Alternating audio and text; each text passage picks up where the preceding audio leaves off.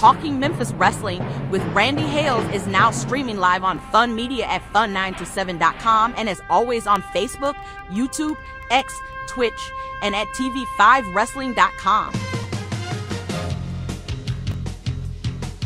Talking Memphis Wrestling with Randy Hales and special guests.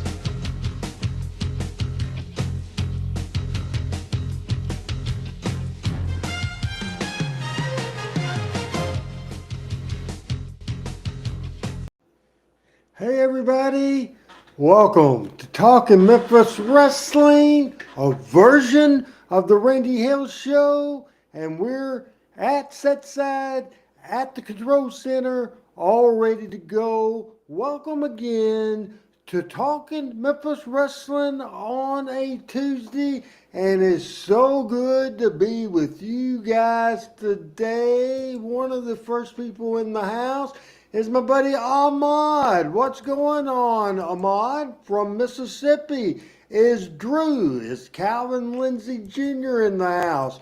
Gerald Jones. See what Gerald has to say. So on this cold night here in Jonesboro, Arkansas, you're exactly right, but it's 41 degrees and it was in the 20s in the morning. We have other people talking to us today. It's Thomas Lemon. 5913 says fired up, we will. Greg Rex says hello, and so many people are watching as we are live as live can be, and I am showing off my hoodie that I got from Brandon Baxter's radio station in Jonesboro, Arkansas. This is the big 107.9. This is K-Fine Country, and I'm sporting that and been sporting it all day long. He's from Hendersonville, Tennessee. He's a talented son of a gun.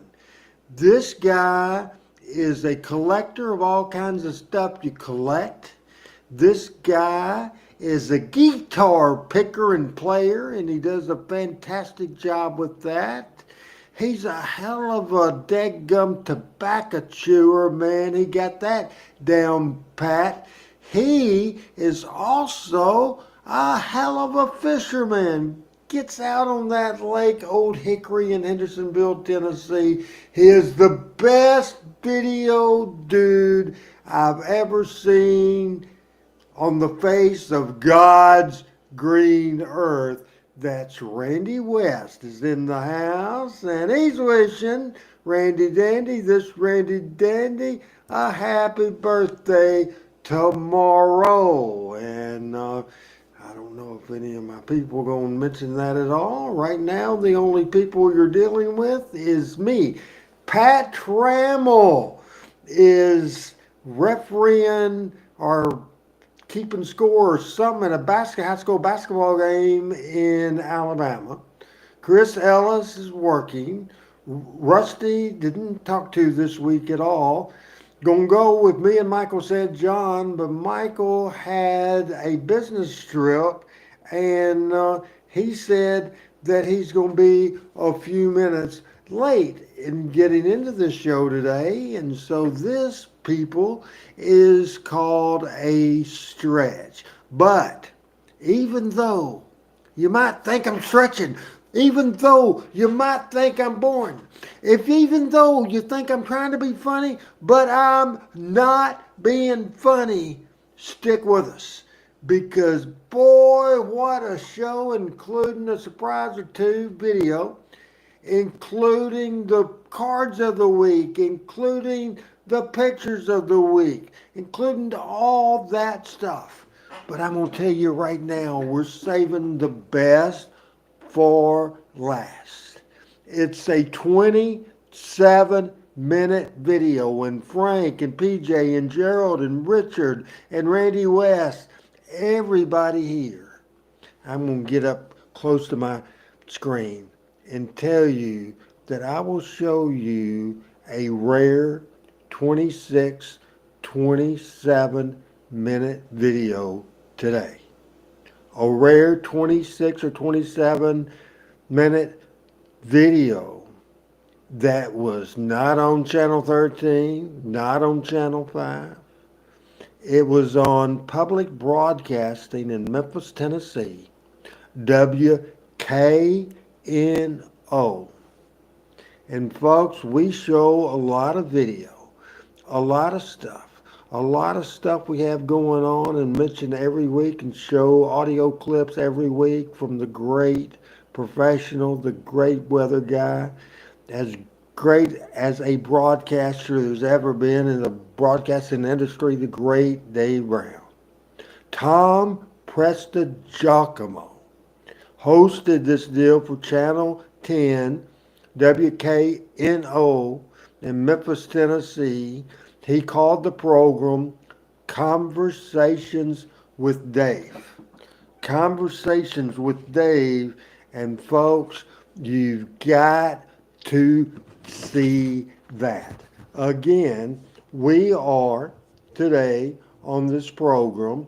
We are in the stretch deal because Michael said that he was going to be in as soon as he can be in. And I can tell you that 30-minute video is just fantastic. I'll tell you what else we have. We have a video that Michael says he's going to surprise on us today. We also have a video that is very exciting, and I am getting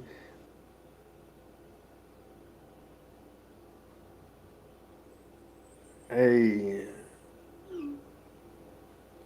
message from Michael saying he's going to be on in 10 minutes, and I apologize for that. We're going to have a rare video from the great 60s and early 70s wrestler Lynn Rossi. It's not a wrestling video. He wrote and performed a song called Wrestler's Prayer, and it's absolutely fantastic. Wrestler's Prayer. And that'll be in a segment pretty close after we get Michael St. John on here. This is the stretch part of the thing. But remember, we will have cards of the week. We'll have pictures of the week. We got a bunch of stuff going on. And as I approach my birthday, I'm thinking of all the experience from a fan in the business. And Memphis Wrestling has been so good to me and so much a part of my life. And be honest with you, everybody out here from Ramad, Ahmad, from Jeremy to PJ to Frank to everybody except for Randy West, because he loves me anyway, whether it's wrestling or not. He would still listen to me. We're buddies. He would listen to me on this show. But if it wasn't for Memphis Wrestling, you people wouldn't care about Randy Hills. And I know that. And one, I've played this and I've played it and I've played it and I've played it. Performed and written by Jimmy Hart.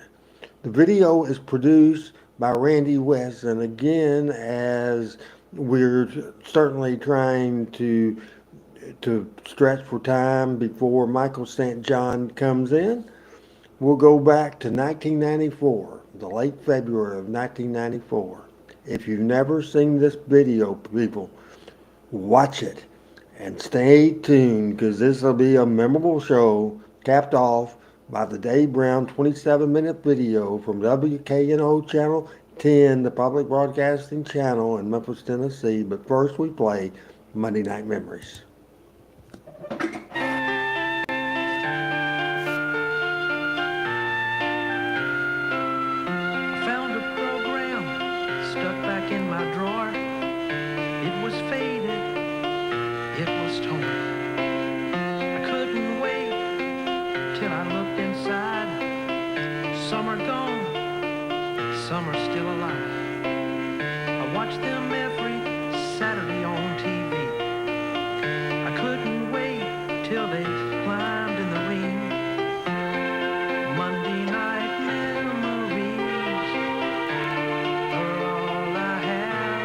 People, does this not give you chills as we watch Hickerson and Al Greene? Jackie Florida, here's the king. Well, Adam, work-related thing, he not here. So you're saying hello to me right now and the audience, and it's great for you to be here, Al. A big, big show. You don't want to miss this one. Some of the classic video we have coming up, including a 30-minute Dave Brown interview from public television in Memphis TV in Memphis, Tennessee. Plowboy Frazier, Tommy Rich, Gary G. Hey, Mike, what's going on, buddy? Michael St. John will be here in just a few minutes. The girls thought the fabulous ones were cute. Sputnik Monroe, Don and Al Greene, the Gilberts and the Funks.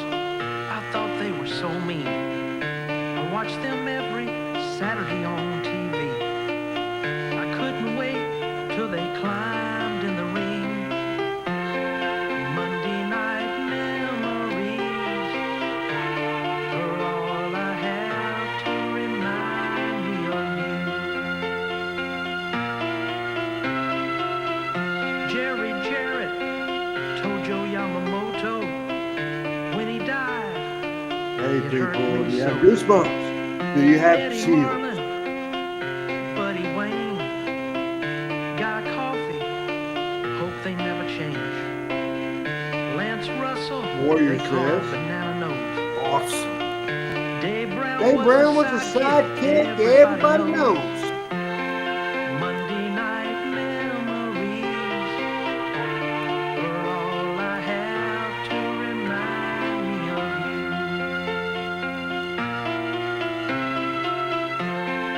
Monday night memories Hey, Dennis, what's going on? are all I have to remind me of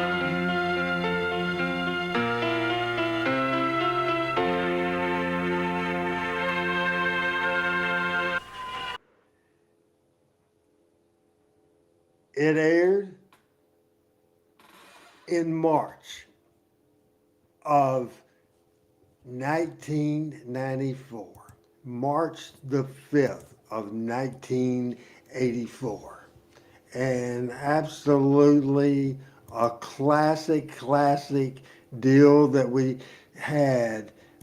Just a legendary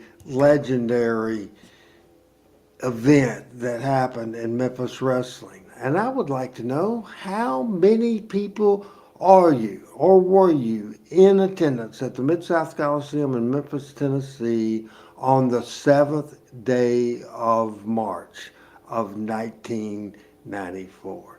Hey folks, what is going on? What is on your mind as we wait for Michael St. John to roll into here, as we have great video coming up, interesting video, and I think this will be an absolute fantastic talk in Memphis Wrestling. What's on your mind?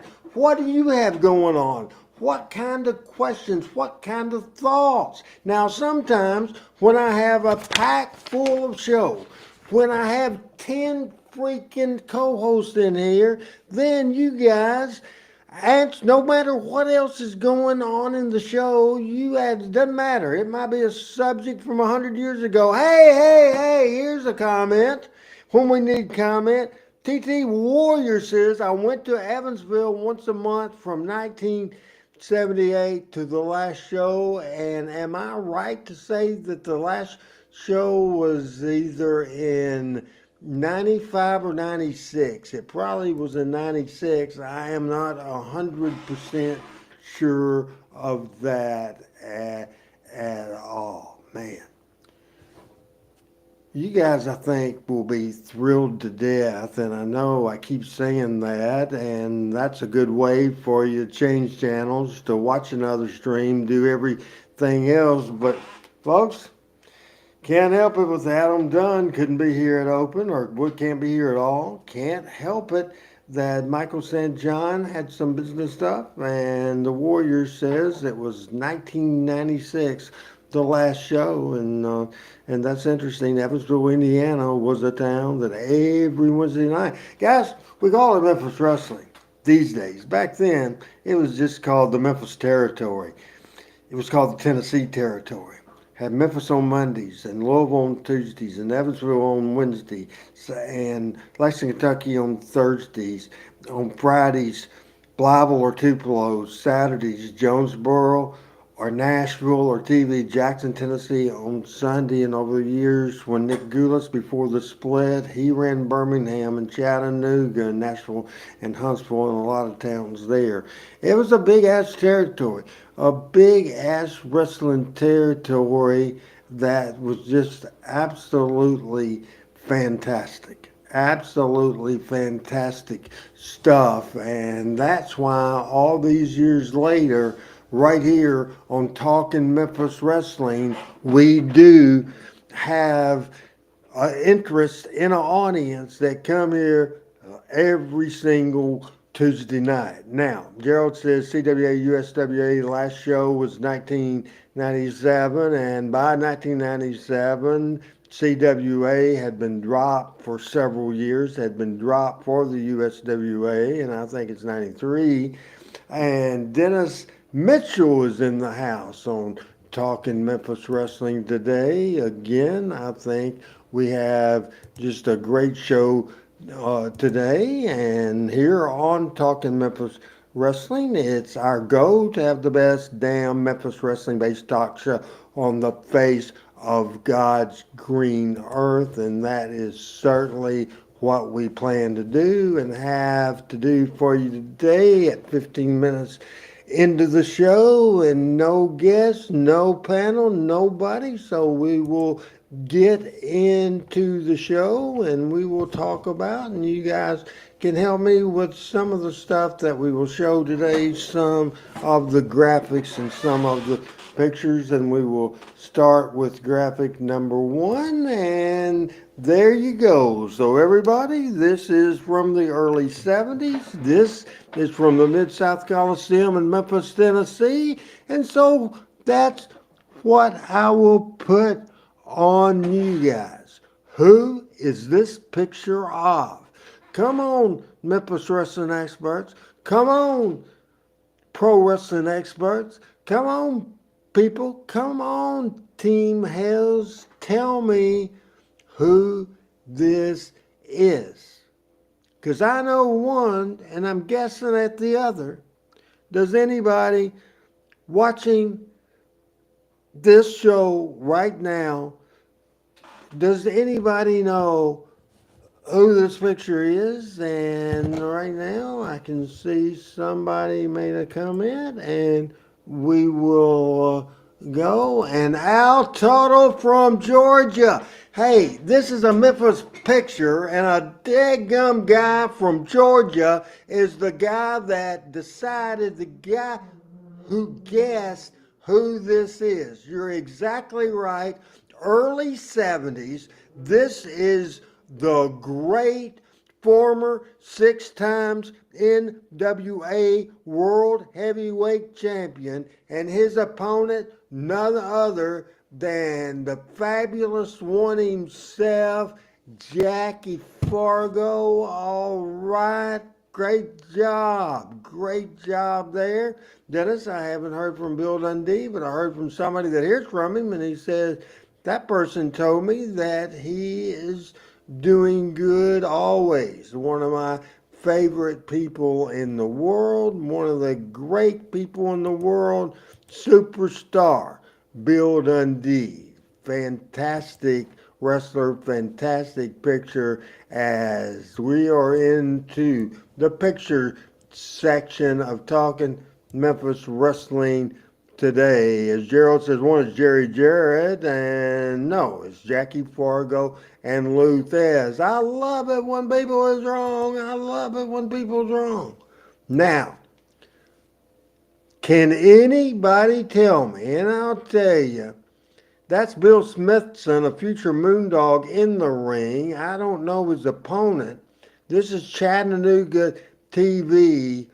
Who is the ring announcer in this picture? Chattanooga, Tennessee. Who is the ring announcer in this picture?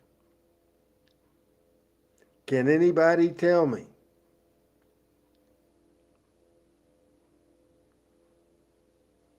That's Bill Smith, and I want to know who the ring announcer is, people. Does anybody know?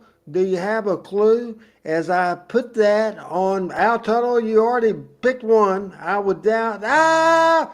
Richard Hood got it. Richard Hood got it. He is the man. I can believe it. I didn't think anybody would get it. He did get it. And the answer right there is Ronnie P. Gossett. Ronnie P. Gossett is the ring announcer in Knoxville TV, and he got it. And I brag on Richard Hood for getting that answer of that graphic right there. I'm sure Randy West liked Ronnie Gossett about as well as I did, which was I didn't, and he didn't. Anyway, the next picture is a couple of blonde wrestlers. This is Bobby Main, Charles Fulton, and manager Sir Steve Clement. Sir Steve Clement at one time managed the Greenes, Don and Al, just a great manager. Bobby Main and Bobby Charlie Fulton were very good tag team. Very interesting there with that picture. This one is from the great Lou, the great Lynn Rossi. Lynn Rossi, late 60s, early 70s. This is a program from Nashville, Tennessee. This is the great program and interesting as well, and hope everybody enjoys seeing that for sure. Hey, Thomas, I did not like Ronnie Gossett, and I did put that picture up there, but only Ronnie Gossett stories that I have are bad ones. Plus the fact this show was formatted and set up, and right now that we're rolling, we are going to look at some more. Lynn Rossi, people, and as we're looking at other pictures, and there we go with that program of Lynn Rossi, and we just switch right back there. And on my fandom in wrestling, Lynn Rossi had a car wreck and was retired from wrestling 2 or 3 years after I became a fan. Lynn Rossi was born September the 24th, 1929, and passed away October the 9th, 2020, at 91 years old. Even older in life, even though he didn't wear that particular Southern Championship, he had held the Southern Junior Heavyweight Championship, but just remarkable talent. Remarkable talent for sure in Lynn Rossi. Now, everybody, as it's 22 minutes, and people, I probably bored the shit out of you because I've cut myself in the throat. Because I think the show's better when there's just one or two panel members than when there's 4 or 5. I think it's too busy. I think it makes for a tougher show to do, so I cut everybody. But then when Adam can't be on to produce, when Michael has a business situation to come up and is late coming in, I'm the one showing I'm not near as professional as I thought I was.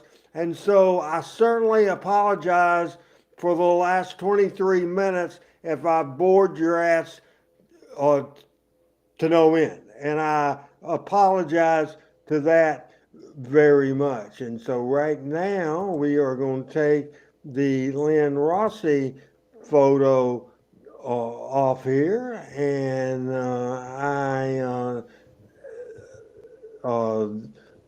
need to this thing. I'll put that on here, and now he's coming from the state of Alabama. Alabama lost a ball game the other day, but they're not out of the picture. It was controversial, but a National Football Championship is not the same without Alabama there. We were fired up. Huge Dave Brown interview by Tom Presto Giacomo later in the show, and we make welcome to the show Michael freaking St. John for his hellos and first takes.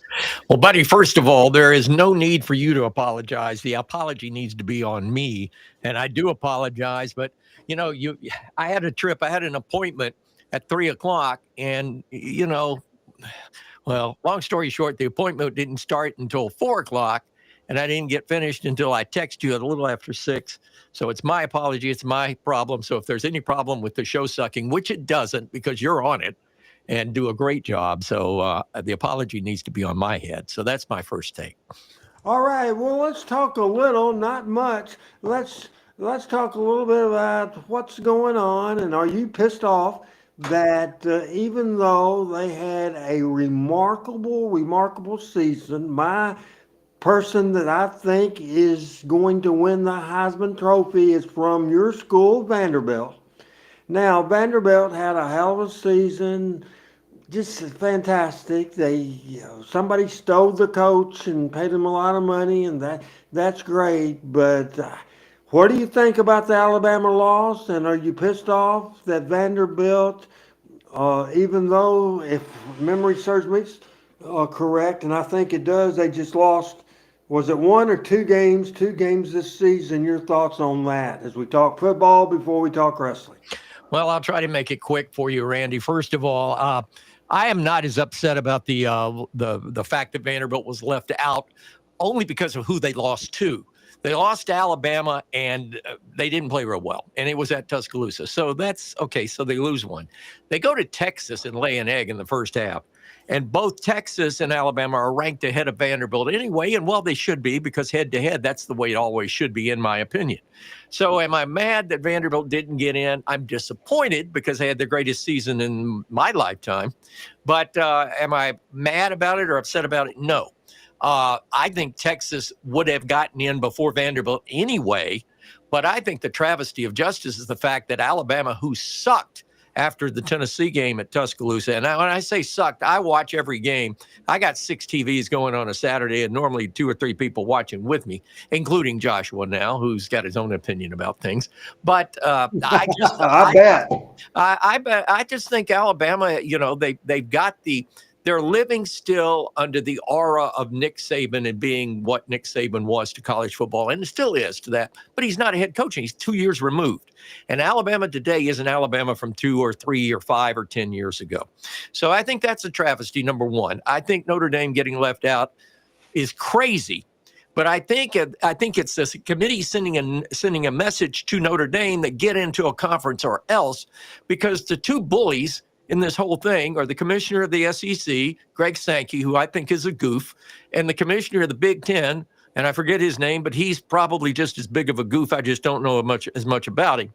But they want to control the whole damn thing. Well, my point is, if the Big Ten and the SEC want 14 schools in one and 16 in the other, or 22 in one and 43 on the other, then they should run their own tournament and to hell with it. So that's my take. People are hacked off because James Madison and Tulane got into it from the smaller schools. You know what?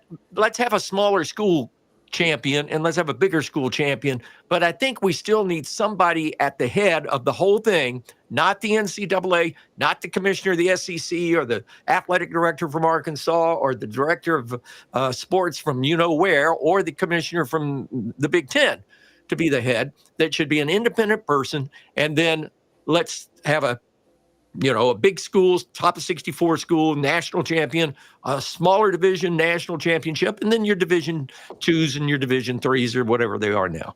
But that's my take on the thing.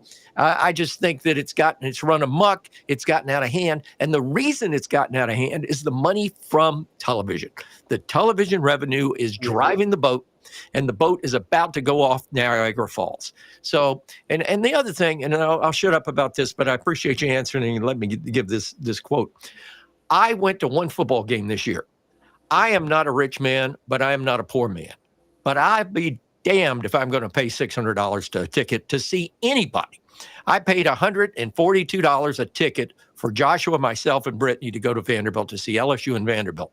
I haven't spent $142 on 5 Vanderbilt games in one season ever before.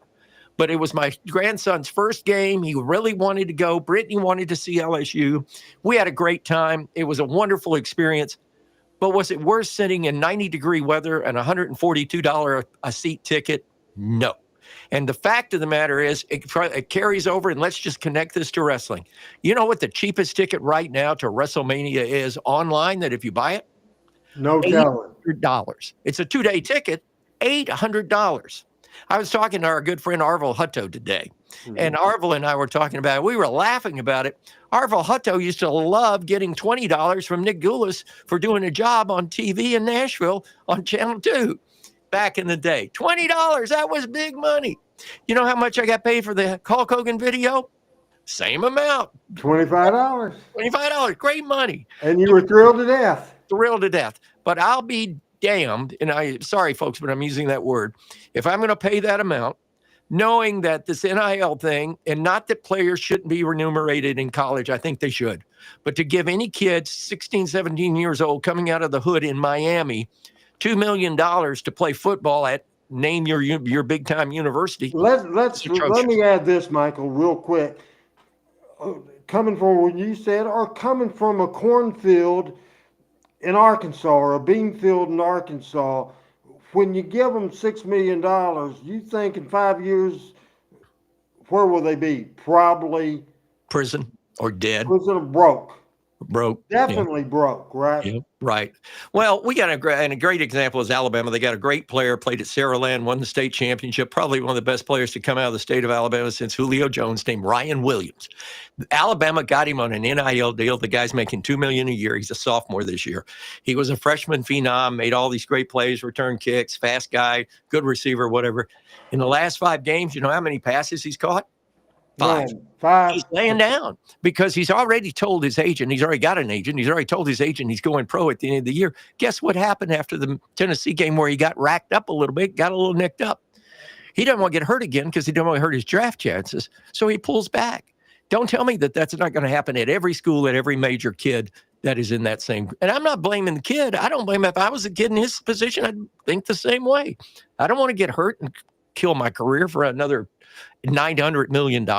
My friend Tracy Vincent, Sir Scratch Off, a viewer of the listener to Front Row with Bud Row, and we talk about this. Al Tuttle watching the show today. He listens to the Front Row with Bud Row. And a big subject every day, Michael, is this college football is just a mess and it needs help for sure. Hey, folks, and just real quick, I told Michael on the phone about this, and I've been teasing it, and I'm going to tease it to about 30 minutes left in the show to air it. Michael, I'm so excited, and I want I'll set up the video by saying that it was done for WKNO, the public television show, Channel 10, our station, Channel 10 in Memphis, and the interviewer was former WMC and M100 and just a good guy, Tom Prestigiacomo, and the subject matter was Dave Brown. Are you looking forward to this almost near 30-minute video in the last segment of the show, Michael? I am, for many different reasons. First of all, it's about somebody that I have and I hold in high regard in Dave Brown. So I can't wait to see that. Second of all, it's done by a very professional guy and a guy I almost hired. I tried to hire and he didn't take the job at Kicks 104, Tom Prestigiacomo. He was at Wacky in Louisville with a guy that I knew, who was program director up there. And Mike McVeigh came in and Tom started looking and ended up going to FM 100 for Ron Olson and those guys, and was a great guy. Tom Prestigiacomo, great guy, great pro. So you got a great interviewer, you've got a great subject matter, and you've got just an incredible talent in Dave Brown, and what a great guy he is. So I am looking forward to that. But there's one other thing I'm looking forward to. What is that, Michael? And that is the fact that a certain good friend of all of ours on this show, of everybody watching and listening in, everybody. You're not going to go that way, are you? I'm going there. Happy birthday tomorrow to my good, warm, close, personal friend. Love you. Like, well, how do you do that? I like that. All I know is you do. I think the BU thing is that. And I got Joshua doing that. But anyway, happy birthday tomorrow. You are going to be a very tender age. You're not yet at Social Security, but you're getting there. An incredible career, an incredible talent. A guy that had an incredible book, has had an incredible storied career in the professional wrestling business, and has a fabulous podcast when I'm not on it, right here on Tuesday nights with Talking Memphis Wrestling. Happy birthday from our crew to you, Randy Hales. Hey, thank you very much, and thank you everybody. And you and Adam probably got together because Adam has. I just clicked on the graphics. Has added some pictures. I hadn't noticed it to right now, and he also added How many a. times did I talk to Adam? Okay, go ahead. Hey, see, he's also added a video, but he said that because of copyright reasons, I got to mute the thing. But I'm going, I'm going to have you laugh at some of this is young Randy. Are you ready, Michael? Absolutely, go for it. This will be the first one I do. Oh my God, you're sitting in a punch bowl. How do I look? Weeks old? Maybe, yeah, maybe maybe a month, maybe. My God, look at that beautiful outfit too. Wow. That's how babies did need to be dressed. That's beautiful. My aunt ran a jewelry store on Main Street, downtown Jonesboro, when they had jewelry stores, as you remember, on Main Street, place everybody shows up. So they took me down there, and what do you think of that picture, Michael? Is Randy West laughing at me? I'm sure he is. I love that picture. Put that back up. I want to check the resemblance, if you would. Okay, I'm looking real quick. Okay. William says happy birthday. Everybody saying hello.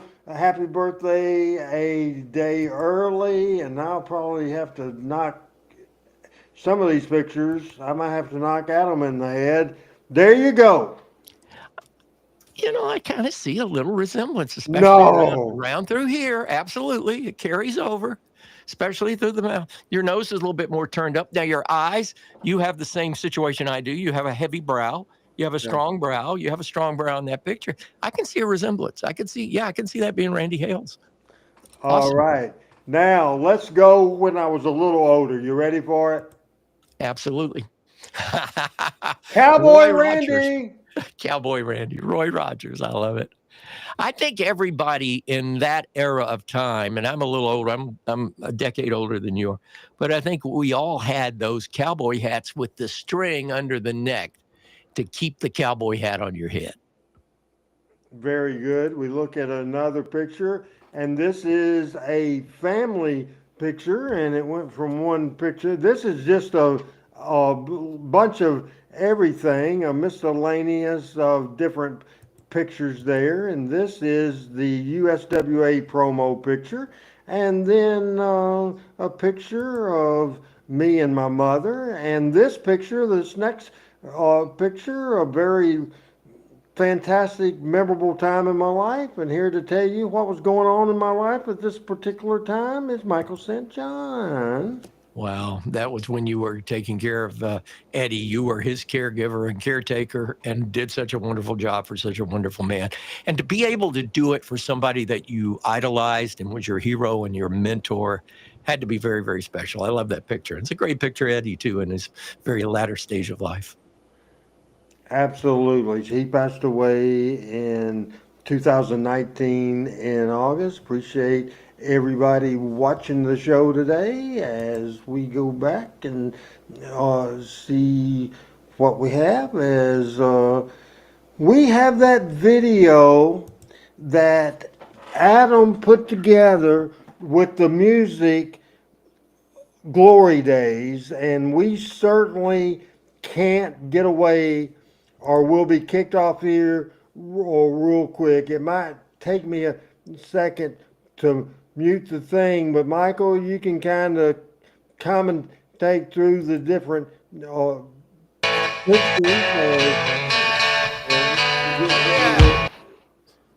there as uh, I will try to make this video bigger, All right, we still have Eddie and you in the front of us. and I will try to get rid of that.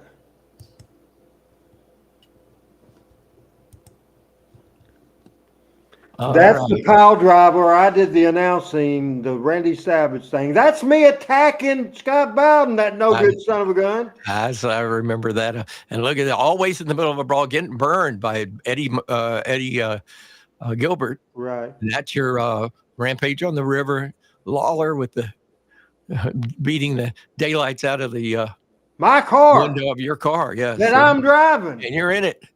Yeah, and there you are with Lawler again. Oh, He's ripping the clothes off of you. Look at this. Oh my Lord. look at my pink underwear. And this is you in the control room on a rant. And again, out in the parking lot, parking lot brawls here. A lot of parking lot brawls going on. For sure, Dave Brown. And look, did you ever think, you know me a long time, that I would be running down Union Avenue in boxers? In your underwear. Yep. And there you are. Dumping you, Lawler, dumping you out of the wheelchair and laughing about it. Boy, oh boy. And this is I missed that. That's me and Jeff. That's you and Jeff. Career. Yep. That's Family a family picture. And there, once again, is the cowboy hat, Randy. And this is from 1986. This is Great a family picture. And this is a picture of me and my mother lighting life. Who is this with Eddie Marlin and me? Eddie and Tommy Marlin. Yeah. Eddie and Tommy Marlin. There's your childhood home. The Earl Bell's Community Center. Where the San Bernard's Auditorium, that's the Mid-South Coliseum. Yeah. Wow. My high school graduation picture. Good one. That's me at home in Jonesboro, sellout crowd being a heel. That was me and Lawler at a onesie party. And this is me and the Giant Gonzalez Giant King, and I'm in trouble here as Lawler is beating the hell out of me, Michael. Yeah, yep. And then here comes Billy Travis, Billy Joe. Wow. Look at that body. Oh, I love you, Randy, but you're a better promoter than wrestler. Hey, that's not nice. Oh boy! Now this had to be fun. Stacy, yes. Now look at this. Oh my goodness, this is hilarious. And then Stacy with the downstairs shot. And then Lawler with the pile driver. Second time. Oh. That's me and Billy throwing Brandon Baxter in the trash can. Now I'm looking for Brandon Baxter. He's up on the roof and throws water all over me. Dang him. And now he comes back out and attacks me. Wow. And you and Dave Brown. That's a good shot. I always loved it when you got hot, Randy. You got hot. People knew you were hot. That was a great sell. Great sell. I'm checking on Brandon there as just a lot of Power Pro stuff. And how about who I'm arguing with here? Jimmy Cornette. Yeah. So was this the Smoky Mountain feud? No, this is when he came back to work for me in Power Pro. Gotcha. That's me as Randy X.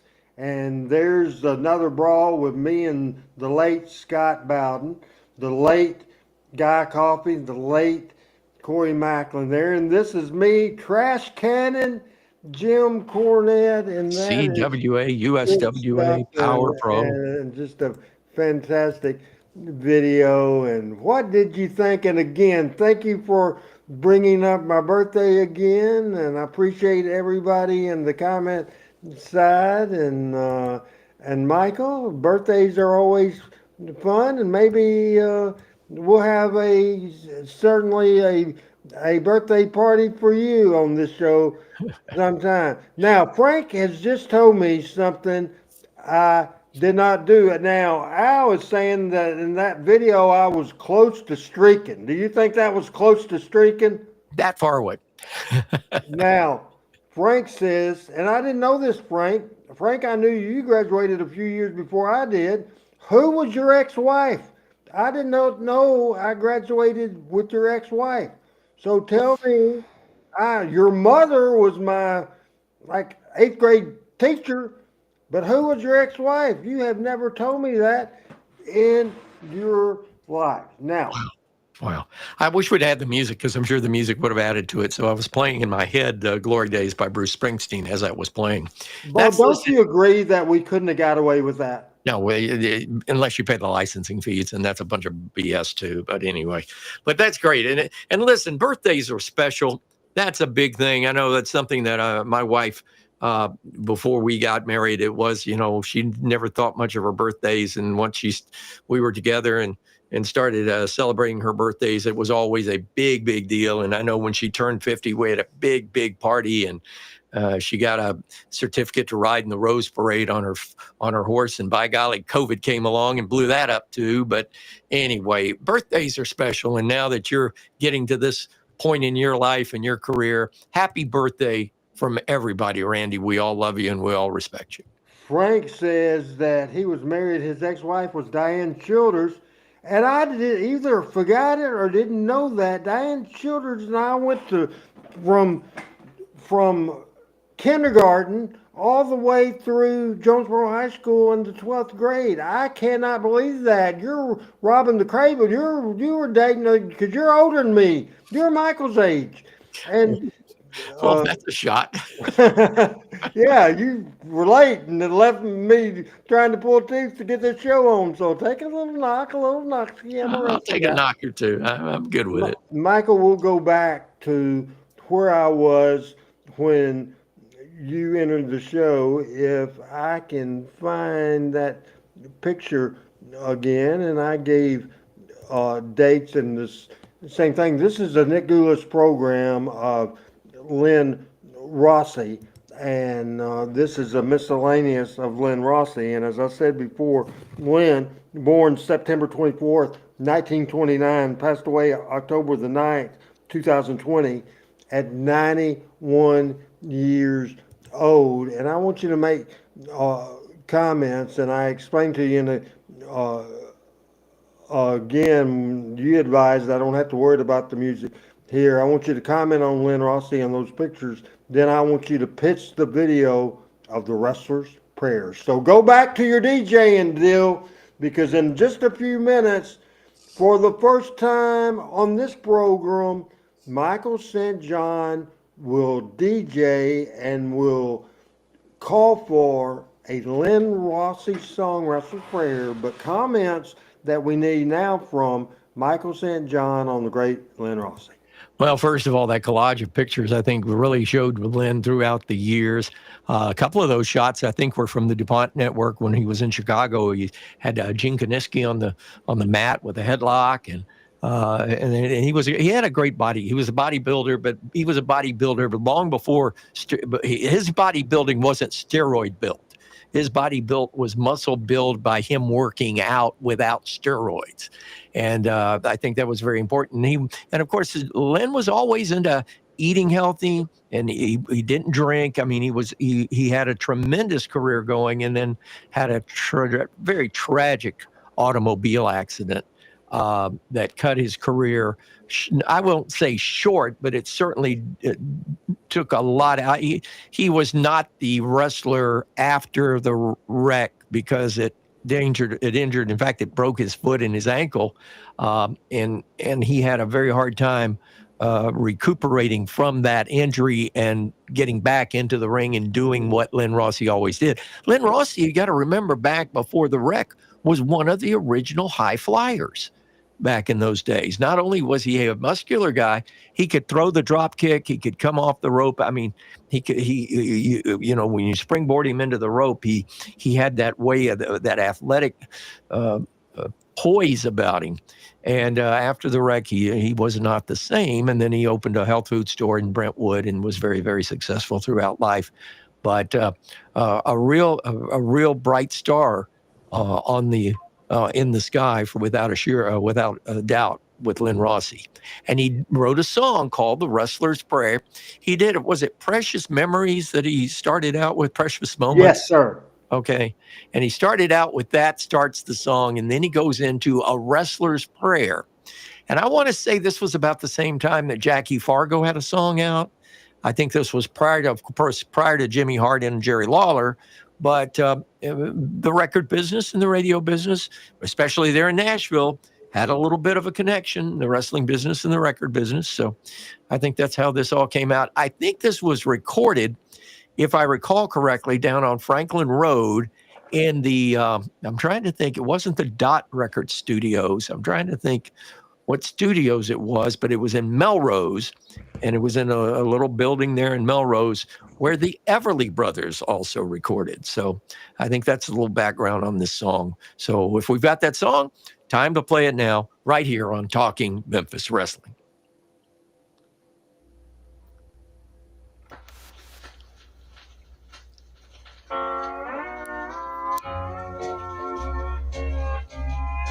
Does this put you in church, Michael? Not yet.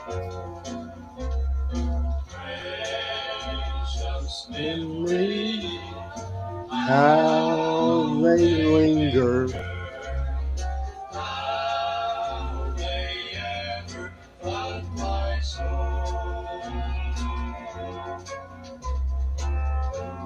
Hello, Lord. I thought perhaps I might make my reservations now for that big main event in your arena. I heard from your promoters that this would be 2 out of 3 with an everlasting time limit. I hear that some of the all-time greats are up there with you now. Men like Gorgeous George, Tarzan Hewitt, Don Cortez, Larry Shane, Ike Eakins, and oh yes, Lord, the one I knew best of all, my partner, Tex Riley. I know that throughout eternity, these men will make a big hit with you, just like they did here on earth.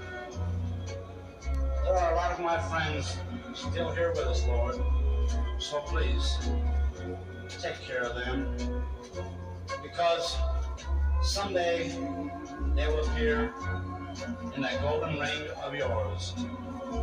Men like Jackie Fargo, Mario Milano, Joe and Bill Sky, Mr. and Mrs. Corsica Joe, Danny Dusick, Pat Malone, Eddie Graham, Ray Gunko, and oh yes, Lord, Haystack Calhoun. He's pretty big, you know, so please save him some room. I expect many of our fans will be there too, to watch men like Lester Welch, Cora Combs, Ann Jeanette, and many, many more, in the most beautiful arena of all, your heaven. So you see, Lord, we all know that someday we will receive your call. And oh yes, please, one more request. When a champ, Luthes, comes by, please treat him with respect, because if every man would follow in his footsteps, the world would be a much better place. And after all, Lord, he knows that you're the greatest champ of all. This is Len Rossi, Lord, and in closing, I would like to say, if I may, please, save a dressing room of heavenly splendor for me.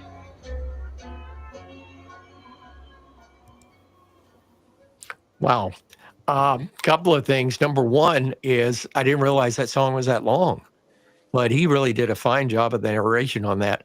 But did you notice the song is a little off, the record's off center, and it had a little warble to it. Yes. And towards the end, there's a little scratch there. Of course, radio guys know these things, but it had a little warble to it because when they pressed the records, it probably came out a little off centered. But I wonder where that came from, because There's not a lot of copies, I understand. I think they only pressed 5,000 copies back in the day, and I just wonder how many are still in existence. And I wonder if any of our audience has any or has ever seen of any. You know, Al Tuttle from Georgia says he's never heard of this. Thank you for playing this, and it's just a great song, and it's just something tremendous that we do on Talking Memphis Wrestling. Every once in a while, Michael, we find some gems and find some stuff that's good. I want to break in with this information. Our friend Pat Rose sent me a text. His son is now wrestling as Ty Rose, and he will be a part of Tap Wrestling, and that will be, and Michael, you can help me figure out where the hell this is that 5482 Manchester Highway in Morrison, Tennessee, a big TAP wrestling event, and it looks like Sean Hurley against Greg McDaniel, Ty Rose in the Mid-America Championship, Heavyweight Championship match. We have a pretty good looking card there, and it will be on Saturday night, December the 13th. And Michael will tell you where the hell Morrison, Tennessee is if you know. Absolutely. I have a girlfriend that's mother lived there when we were dating, and Cynthia, in fact, is in New York right now. But Morrison, Tennessee is on the road, and I think it's Tennessee 50 that runs from Manchester north to McMinnville. And you go through Morrison going that way. And in fact, I take that way sometimes when I'm going from here to our radio station that we own in Trousdale County in Hartsville, Tennessee, when I know that there's traffic or construction on I-65, and then normally 231 middle of the day going up through Shelbyville and Murfreesboro, Lebanon, gets real crowded. So I go a little further east. It takes about 20 minutes longer. Got up through Manchester, go across Monteagle Mountain, cut up through Manchester, go up to 50 through McMinnville, and then I forget the road I hit to Centerville, then over to Hartselle. And it's a beautiful drive. In fact, in the fall and the spring, when the leaves are changing colors or coming out, it's just absolutely gorgeous. But Morrison is a little community, a little area, and it's mainly a residential area between I-24 at Manchester going north to McMinnville. Now, did you ever or did you start later than that? Did you ever commentate a match of Lynn Rossi?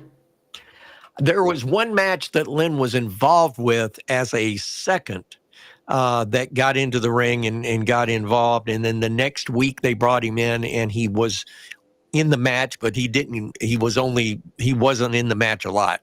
I forget who he was saving, came out to rescue or whatever, but they carried the match. It may have been Joey, come to think about it. It may have been Joey. But yes, there was one time. Met him, talked to him several times. Very, very bright, very, very bright man. A very faith-based, religiously conviction type individual. I think, if I'm not mistaken, that his family went to St. Edward's Church, Catholic Church out on Thompson Lane in Nashville during that time. Looking and finishing up the pictures. This wow, is one of my favorites and your favorites, Michael. Nick Bockwinkel with, boy, look how big that belt. You know, the big belt thing has come back in wrestling, and look at that belt. That is just beautiful. Now, we talk a lot about great wrestling announcers. Michael St. John is one of them. He's on the show today, Lance Russell and Dave Brown. Another one, maybe not so much, but he was certainly the most colorful dressed professional wrestling announcer ever. It's Boyd Pierce, born in 28, died at age 70 in 1999. He was Bill Watts' announcer. And would you say, Michael St. John, this is the most colorful wrestling announcer, costume, suit, whatever you've ever seen in your life? And by God, he wasn't very good. Boyd Pierce, well, I'm not going to go there. I'm not going to critique his work, but that looks like something that came straight out of the Rose Bowl parade. And I'm wondering if he bought it at a thrift store, that somebody that rode a horse in the Rose Bowl parade wore that outfit, because it does. It looks like something from the Rose Bowl. What a color. Yes, that is a very colorful, very, very colorful. And look at the microphone he's holding. He's holding that RE20 which is the same microphone that our good, warm, close first old friend who's having a birthday tomorrow, Randy Hales, has from the old Channel 5 days. Look at that. You Same mean this one? that one. I can't say it. Put it over in front of your face. There you go. Yeah, same microphone. Same microphone. You know, the great thing about those microphones, they were indestructible. You could use them for a microphone. And if you had a band, they could use them on the drums as drumsticks. They were indestructible. They really were. Another picture that I really like, Michael. This was a merchandise, and I'd never seen it till I saw this picture a few days ago. Did you ever have a Jackie Fargo watch? No, I didn't. And I'll be honest with you, that's the first time I've ever seen one. And it looks like he's wearing headphones, perhaps. I don't know. That's his autograph. I mean, obviously, whoever constructed the watch did a great reproduction of Jackie's autograph. But look at that. That's amazing. We also often says Fargo's often imitated, never duplicated. Another person often imitated and never duplicated is the superstar Bill Dundee. And then we will show this picture. And which version of the Fargos is this? I think that's Jackie and Sonny Fargo. I really do. Whoever later became Roughhouse. A real resemblance, a resemblance. I'm almost positive that's Sonny. I don't think that's Don. But I'm looking at the building, and I'm thinking, where is the building? Is that the old Ellis Auditorium? Or maybe the Hippodrome? Maybe it's the Hippodrome. I am not sure because both of those buildings are before my time. That almost looks like an auditorium. That doesn't look like the inside of the Hippodrome. I've only seen the inside of the Hippodrome a couple of times, and it was a skating rink. That looks more like perhaps Ellis Auditorium. Now, one of our audience, Alexander, says as we go back to talk about Boyd Pierce, I'm looking at these messages, and I appreciate everybody commenting today, and I appreciate you watching Michael and myself for the show today. He says that Boyd Pierce looked like a country singer. Do you think so, Michael? I'm wondering if Boyd Pierce didn't, and he and Webb Pierce weren't disconnected at birth. Well, it could be, right? Because Webb Pierce was kind of flamboyant, right? True. And didn't he have a guitar-themed swimming pool? Yes, he did. And you look at that, and as I mentioned that, I made a joke about it. But the fact of the matter is that may have been who Boyd was emulating, was the Webb Pierce style, since his last name was Pierce. That's for sure, and that's a good idea. Now, Michael, this is what we will do now. As I've said, it's a 26-minute, 47-second video, and anytime you want me to pause it to make a comment, we can make comments during the video. Folks, this will be one of those things that you will find a lot of information in this conversation with Dave Brown from Tom Presta Giacomo, and we'll just go ahead. Since I'm producing today, we'll throw it back to Michael St. John, who will pitch to this tape of the conversation.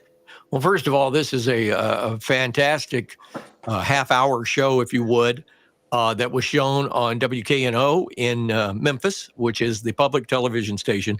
I think the beauty of public television, I've always said this, is not NPR, the National Public Broadcasting folks, because they're politically involved. And you try not to be. If you're a public broadcasting station, you want to show all sides of the spectrum.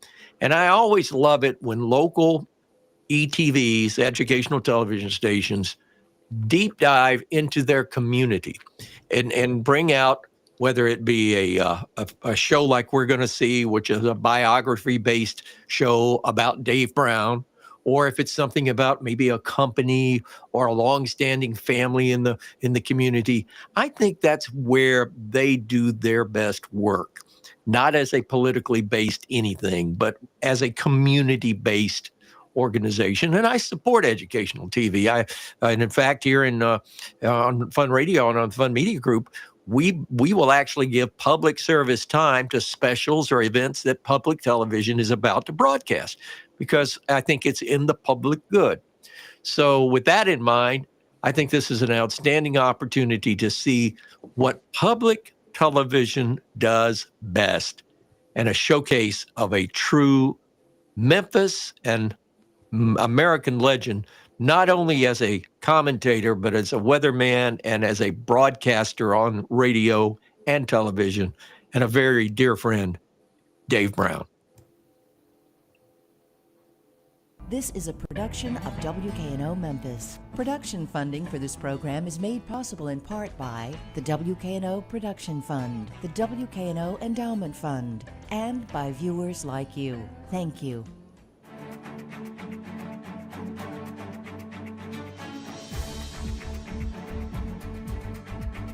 Hi, welcome to A Conversation with Dave Brown. It's my pleasure to be your host. I'm Tom Prestigiacomo. Born in Trenton, Tennessee, and a career that lasted over 50 years, Dave Brown has gone through radio and television and endeared himself to people in Memphis and throughout West Tennessee, not just with his weather forecast, but the humanity that comes with the man. This guy has a superpower. Dave Brown can make milk and bread disappear from the shelves of Kroger or Cecil's like nobody else. Dave, it's good to have you here. Your weather predictions made people aware and made them just run out and prepare. Two comments about that. One, how many people actually eat milk sandwiches? Yeah. and the second is, you mentioned Cecil's back in the day. Right. Well, I got, we had a big 7-inch snow, which I had correctly predicted the night before. And I went out in the lobby that afternoon. Somebody said, somebody has brought something by for you. And there's this huge vase of red roses. Right. And I said, wow, I opened the card and it said, thanks, Art Cecil. Isn't that a wonderful way to go, though? I mean, for you to, and let's start with Trenton, Tennessee. Let's just take it from the very basics. You grew up, how big was Trenton? 5,000 people, roughly. Okay. Small town, county seat of Gibson County up in northwest Tennessee. Wonderful town. I still have a home there today. I go up every chance I get. Excellent. And it's just an incredible town. It was a great village. That's something that came into politics a few years ago. From the it takes a village type thing. Well, that's kind of what that town was. Everybody knew everybody else. You didn't dare misbehave down the street because they would tell your mom before you got home. And it was just a very warm, loving place. Still is that way a great deal of the way. Also, it made it even more special. My dad died of a brain tumor when I was 10 years old. He and my mom both well loved and respected in that town, and the people just put their arms around us, and that great support, and also the fact that my dad was a great guy and had so many good friends. Even though he was gone, it was almost like my dad was still there as I was growing up. So it's a great town. I love it today. And in a conversation we had, you said that you started to work when you were 10. Is that about right? Well, I started to work when I was 10, yeah, with a paper route. Yeah. So you've been in media all your life. Well, yeah, sort of. I did take one brief time out. I thought my dad, when he was so sick, we spent a lot of time at the pharmacy because he was on so many medications. Right. And so I decided at one point I wanted to be a pharmacist. And that's probably what I would have pursued. But then at age 15, radio. 15, and how did that happen? You know, I mean. Well, I fell in love with two things about age 12, Memphis and radio music. Now, I didn't realize how closely the two were connected at that age, but I loved listening to the radio, loved listening to rock and roll on the radio. So what were your stations when you were growing up before you worked at your first station? WHBQ in Memphis. And at night, we couldn't get it because they had to cut their power to protect the signal, a clear channel station out of Miami on the same frequency. So at night, WLS Chicago came roaring in. So those were the two, WHBQ in the day, WLS at night. And your first job at 15 was at what station? WKBJ in Milan, Tennessee. I was sophomore in high school, and I saw a friend of mine who was working there, and I said, hey, this is great. You get paid for playing records. I play records for nothing at home. And I had to get my own sponsors. I think I had 6 or 7 sponsors that I got. And they paid for my show. Right, you were on air and in sales. Yeah. That's just amazing. I would never have been very successful in sales. Oh, well, but you got enough sponsors to go. Got enough sponsors to go. What songs do you remember playing from that era? What year would that be? 1962. Okay. And I remember things. One I remember in particular, I remember a lot. There was some great music for my money in those days. Right. But one I remember particularly was a song that I thought was terrific because of the drum line in it. It was Sheila by Tommy Rowe. I remember that. It was a #1 hit. It hit #1 on my birthday, and I got to play it on the air on my own show on my birthday. I just thought that was the coolest thing in the world. Herb Alpert, the Tijuana Brass, the Lonely Bull, one of his first big hits. That's Telstar and Paul and Paula and all of those songs too. You got it. All of those. But you left there and then went to another station. Yeah. In another city. After about 6-7 months, something like that, I moved 11 miles away to Humboldt, Tennessee. No radio station in my hometown of Trenton at the time. Right. So I started in Milan, then moved to Humboldt, and I was over there for about a year and a half. The interesting thing there, the general manager's brother-in-law was a guy named Jack Parnell. Oh my gosh. Jack, who was one of my heroes at WHBQ. Jack and I got to be friends, and I remember calling him one night, and I said, look, I'm thinking of going to University of Missouri and study journalism. Right. He said, give it another thought. I said, what do you mean? He said, you should go to Memphis State, and you can major in whatever you want to, and you can work your way through at WHBQ. Oh my. Well, it was like, wow. I said, am I good enough to work at WHBQ? He said, yeah, you're good enough. And thanks to him, I was able to do that and work my way through college. So you graduated from high school in Humboldt? In Trenton. In Trenton. Mm-hmm. And then you went from Trenton to Memphis. To Memphis. In 1960 what? 1964. And you started there, and it's amazing that you carried a full-time air shift, right?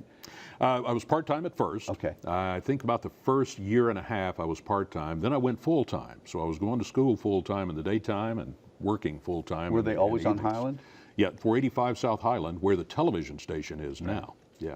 So you would balance class and your show at the same time. It was walking distance. Oh. You know, it was a quarter mile. Were the co-eds that you met along the way aware that you were a radio star? Most were not. Okay. No, most of them weren't. A lot of the guys I hung out with were, of course, because they'd want to do something. I said, I can't, I got to go to work. Okay, so what were your jobs at WHBQ? What shift did you work? I was a DJ. I worked just about every shift except morning drive. Mm-hmm. I never worked morning drive. We had super morning drive guys in Jack Parnell, and then when he became program director, a guy named Skip Wilkerson. I remember Skip. Who was perhaps technically the best DJ as far as mixing that I ever saw. He was terrific. And that was after Dewey Phillips then, right? So Dewey had come and gone? Yeah, Dewey had come and gone. I never really heard Dewey on the radio very much. One thing, I was young. I was only 8 years old when he played the first Elvis record. And but I knew the history there. Right. But I did see him on TV. You know, he had a show on Channel 13, WHBQ TV, in the afternoons for a while.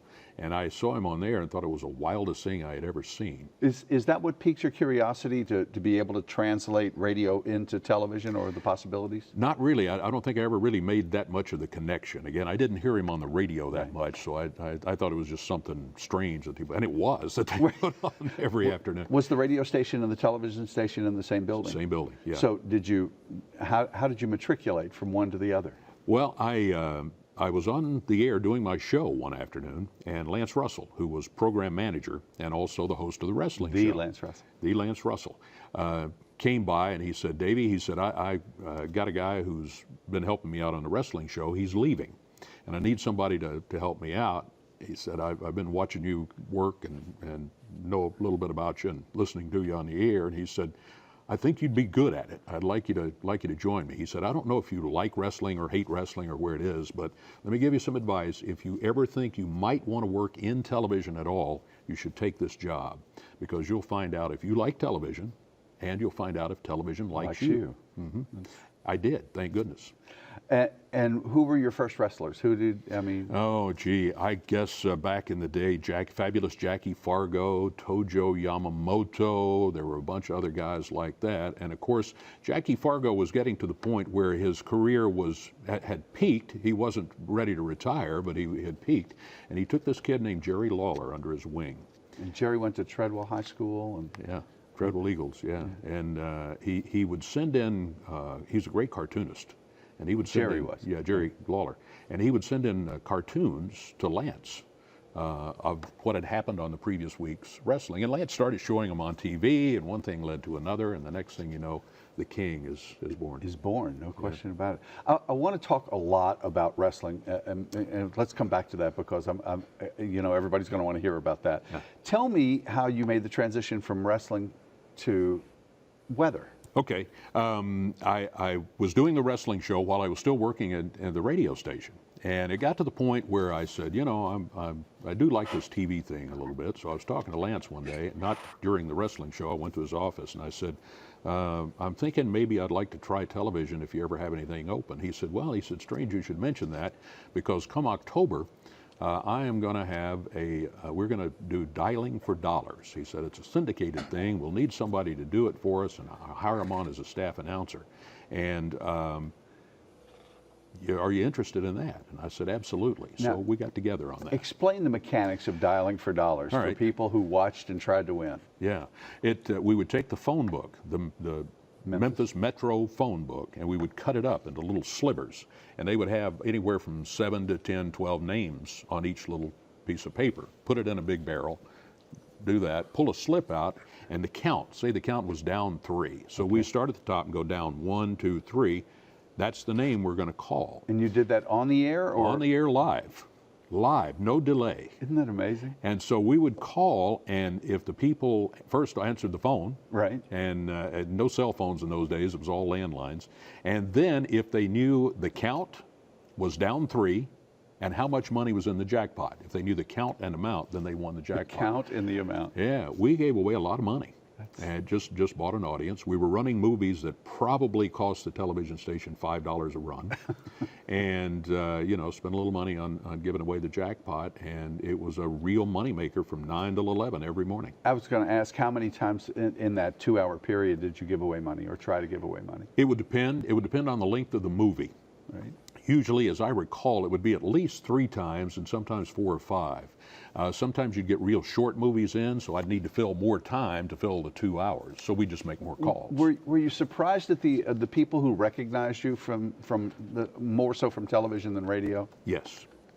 It was quite different, because on radio I never tried to project, you know, that, you know, you should know me when you see me on the street type thing. But on television, it just happens. Right. And it was pretty amazing. That started when I started doing wrestling. And when you walk into Kroger, people know exactly who you are. Yeah. And there's. But you know, the great thing, over the years, I've had many people say, I feel like you're a member of my family, which I think is the greatest compliment that anyone could pay me, because it says we're comfortable having you in our home, even only by TV. But you bring valuable information. I mean, you know, it's funny how weather affects us all, and knowing where it is. Let me go back to promotions and things like that. You also took a job for a little while. You did, when you were in radio, you were Bill Dance's first audio engineer, is that correct? Yeah, that's after I'd already moved into television. I came over to television as host of the Dialing for Dollars movie, but my title was staff announcer. I did not work in the news department. I worked in programming department. So I was an audio engineer / staff announcer. So I would run the audio board at various times during the day when I wasn't doing Dialing for Dollars. And Bill had been to several television stations, and he was turned down. And he went to Lance Russell, and Lance says, hey, you know, Lance was a fisherman. Right. And he said, you may be onto something here. Here's what you need to do, da-da-da-da. And Bill did it. So the first ever Bill Dance show, I was the guy who was working the audio, opening his microphone. Bill and I joke about that to this day. Were you on location or in a set? In the studio. Oh, it was all done in studio. Yeah. Yeah. They would, in those days it was film. There was no digital, no videotape even that was being shot in those days. It was all film. So they would shoot the show on 16 millimeter film, and then it would be edited, actually cut and spliced. In-house. In-house. And then, of course, now he has his own production facility and all sorts of stuff. All right, let's talk about that technology. Are you amazed at the changes that you went through from 16 millimeter developing to yourself with all the chemicals laying around to being able to take out your phone and have just as good a quality now that... Exactly. A lot of video that goes on local television stations these days, high definition video shot on an iPhone. It's just tremendous. And we can do so much more now. We can take people right to what is going on, rather than just tell them about it or show them something that happened 6-8 hours ago. And it's immediate. Everything is just, it's right there. You just plug in and go. Now, not only that, we let them know on Twitter and Facebook that we've got it, so to tune right now, and then you've got what's going on. I'm going to get ahead of myself because I want to save that for the end of it. You embraced social media faster than anybody else, I think, in the buildings over there. Well, I've always kind of been a geek. Yeah. Well, that's what I was going to ask you. When you did your first weathercast at WHBQ, that was what year? That was 1972, May of '72. Tell me about your map and everything that was part of that. The map was metal. Okay. It was with a map of the United States painted on metal on the wall. And we had the same material. If you go to your refrigerator and look at the back of it, that refrigerator magnet, that's the same material that we used. And the art department would cut out these pressed board symbols. Clouds and sunshine. Clouds, cold fronts, highs, lows, all of that. And they would paint them appropriately and then put these magnets on the back. So we would just stick them on the wall and then we could move them around all we wanted to. But that's the way it was when I started, magnetic. I saw somebody who had like color forms, those old plastic things. I worked at a station in Louisville that had some of those. Yeah. After that, the computer generation came in. The first computers that we had were pretty rudimentary. Right. First one I had was color, right. But you couldn't do a whole heck of a lot with it. And then it progressed and progressed and progressed, and they're just tremendously sophisticated now. As computing power has gotten better, weather presentation has gotten better, as well as weather forecast. The bigger, more powerful computers, if they can run more and more information in a short period of time, you get better forecast. All right, so you came up as a baby weather guy, and you were there for what, 5 years at WHBQ, or 3 years before you came to Channel 5? Well, I was 13 altogether, radio and TV. Okay. I was doing weather there for 5 years when I came over to Channel 5. The wrestling show got canceled at Channel 13 due to political division in the wrestling company. Okay. And we were owned by a company in New York, and the lawyers in New York said, cancel the whole thing, we're not getting in the middle of that. Wow. Dumbest move they could have possibly made. They had no understanding of the power that wrestling show had. But it worked out very well for all of us concerned, because we went over to Channel 5 and it just became legendary there. Who was general manager at that time? Was that Maury Greiner? Maury Greiner, yeah. Mr. Love Maury Greiner, great guy. And so he brought you guys as a package then? Sort of. He brought the wrestling show over, and Jerry Jarrett says, here's what we're going to do. We're going to hire Lance Russell to help us run the company. He won't work for the television station anymore. Okay. He'll work for us. And he said, I think we can get Dave Brown over here for you too. Well, that was interesting, I found out later on, because they never talked to me about that. But anyway, it did work out. Channel 5 needed a weather person at the time, and they had Dick Hawley doing double duty. He was doing news and weather. This is a great part of this story. Not the ideal situation. So they needed somebody to do weather. I was established, so we were able to get together on cash. And were newscasts at that time 15 minutes still, or had they expanded to the half hour? They had already expanded the half hour and an hour in the early evening. We were at Channel 13, and we were on 6 to 7, and at Channel 5 we were on from 5 to 6 p.m., a solid hour.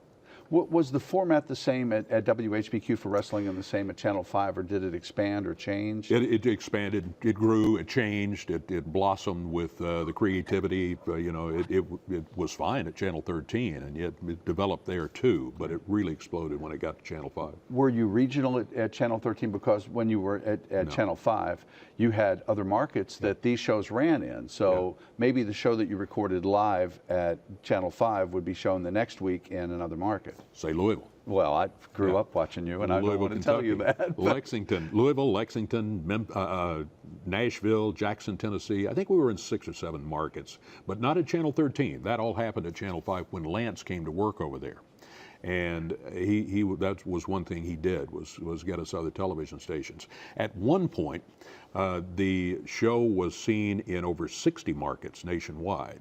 Wow. Including places like Atlanta and Kansas City. Now, here's the thing. It wasn't seen at 11 o'clock on Saturday morning, and many of those have seen 2 o'clock in the morning.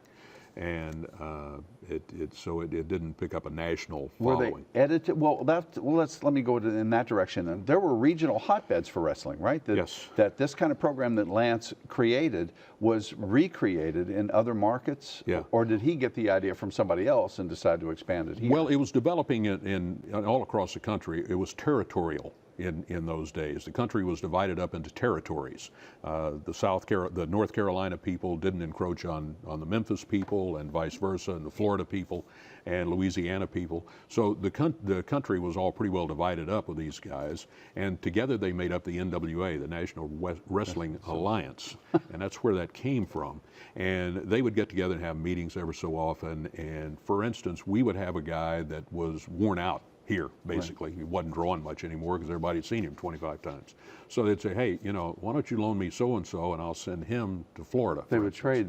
We would trade and build audience there, this guy would wear out his welcome. He'd go somewhere else. And Macho Man Randy Savage comes to mind in those. And you tell me the names. I don't want to tell you mine. Oh, wow, there's so many. All the big names that people heard of in the early days of the WWE, then called the WWF, most of them came through here. Right. Not Andre the Giant and people like that, but for instance, Randy Macho Man Savage. He came out of actually Lexington, Kentucky. I remember him. And worked for us. A guy named Kurt Angle, who was a star 20 years ago, something like that. He started here. Hacksaw Jim Duggan? Hacksaw Jim Duggan wrestled here, yeah. The Undertaker. Yep. Several of those guys like that. And a guy named Hulk Hogan. Right. He started here as Terry Bollea, his real name. And I don't believe we ever called him Hulk. I think he was Terry Hogan, maybe, or something like that. Right. But I don't remember for sure. But I think he became the Hulk when he. I think he's not correct on that, by the way. Arguably the biggest wrestling star, equal to say a Muhammad Ali, right, in the world of boxing.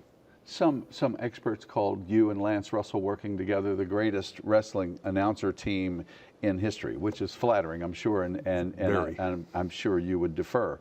But tell me about doing. First of all, you do weather 7 days a week, because if it stormed on Sunday, you came back in, didn't you? Yeah. You could never do it today. Right. You would never be allowed to do it today. But for some reason, I started doing wrestling, and then I started doing weather. And I asked Lance, I said, "Do I have to give up wrestling?" He said, "No." Yeah. And for some reason, people accepted the fact that I was giving them weather information, meteorology during the week, and then on Saturday I was doing this other thing. I think the one thing that may help, Randy, if we could pause here, let me develop my let me find the pause. That's what I wanted to ask. Let me minimize this, and so I think he's making a fabulous point here. And I don't know, how long ago was this shot? Do you remember? Was this like 4 or 5 years ago? Maybe a little longer than that, but not too far, because it said on the font that he had already retired from Channel 5. Right.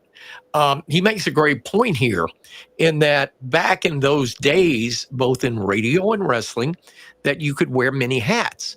But I want you to think about this. I want our audience to think about this. And I always did this with Coyote McLeod, with Glenn Beck, with my morning shows with Stephen DC, is to try to put them in front of other media as not a DJ, but in a different form. Rick Idle, who was with me in St. Louis, who was Todd Newton was in Todd Newton on E! Entertainment TV. We got him on a show on Channel 5 in St. Louis to bolster what he did at night on Q104. And so I think that's a great point of this precursed that by many years, by decades, of how smart Lance Russell was as a program director, taking his talent and putting them in another genre, which allowed which allowed people to look at them in a light of credibility that even added to his credibility as a wrestling announcer. You see what I'm saying? Yeah. Credibility that he established as a weatherman, and everybody believed the weatherman, especially Dave Brown, because Dave Brown was right most of the time, long before satellites. So Dave Brown, and he's well respected in the meteorological world. I can assure you, I know several guys that have worked in our companies, Ron Howes in Nashville, James Paul Dice in Birmingham at Channel 6, our own meteorologist here at Way TV. He has that credibility factor, immense credibility as a weatherman. Well, think about what that did when people saw him on the weather, when they turned around and saw him on Championship Wrestling, and added to the credibility not only of Dave Brown, but as to what Memphis Wrestling credibility became.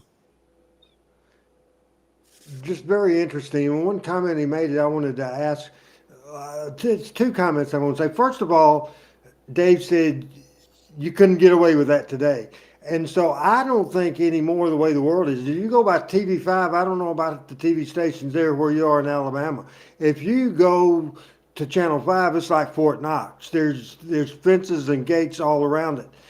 The audience could freely, literally for free, come into that TV station on Saturday morning. I don't think that the public would be allowed in mass, in groups like several hundred people come into the television station. And I don't think a television station would want their weather forecaster or their news people to be on the wrestling show. Dave said they wouldn't allow it. Do you agree with that? Well, first of all, 2 points. Number one, to your first point, you're absolutely correct because of heightened security of so many wackos out there that, I never thought in any live TV wrestling show I ever did that there was a chance that somebody was going to pull a gun. I never thought of it. Never crossed my mind.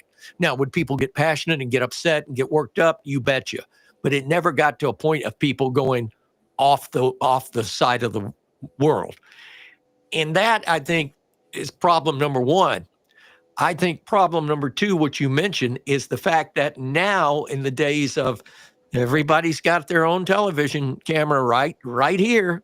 That's their own TV camera. And everybody is a star. All you have to do is look at any, and in fact, you can look at any TikTok or whatever fad is, Instagram, whatever, and everybody's got their own TV persona or their own on phone podcast persona. And I think what Dave is saying is absolutely correct. I don't think that it would hold water. I don't think the credibility factor would be there anymore, because credibility has gone from watching Dave Brown give the weather and knowing that he is the authority on weather to the fact that everybody that's on Facebook is an authority on weather. Right. And you see what I'm saying? So the point he's making, I agree 100%. And to the point you made about the studio, can a live studio wrestling show be pulled off? I think it could, but you're going to have to go through security like you go through at the airport to ever get an audience anymore.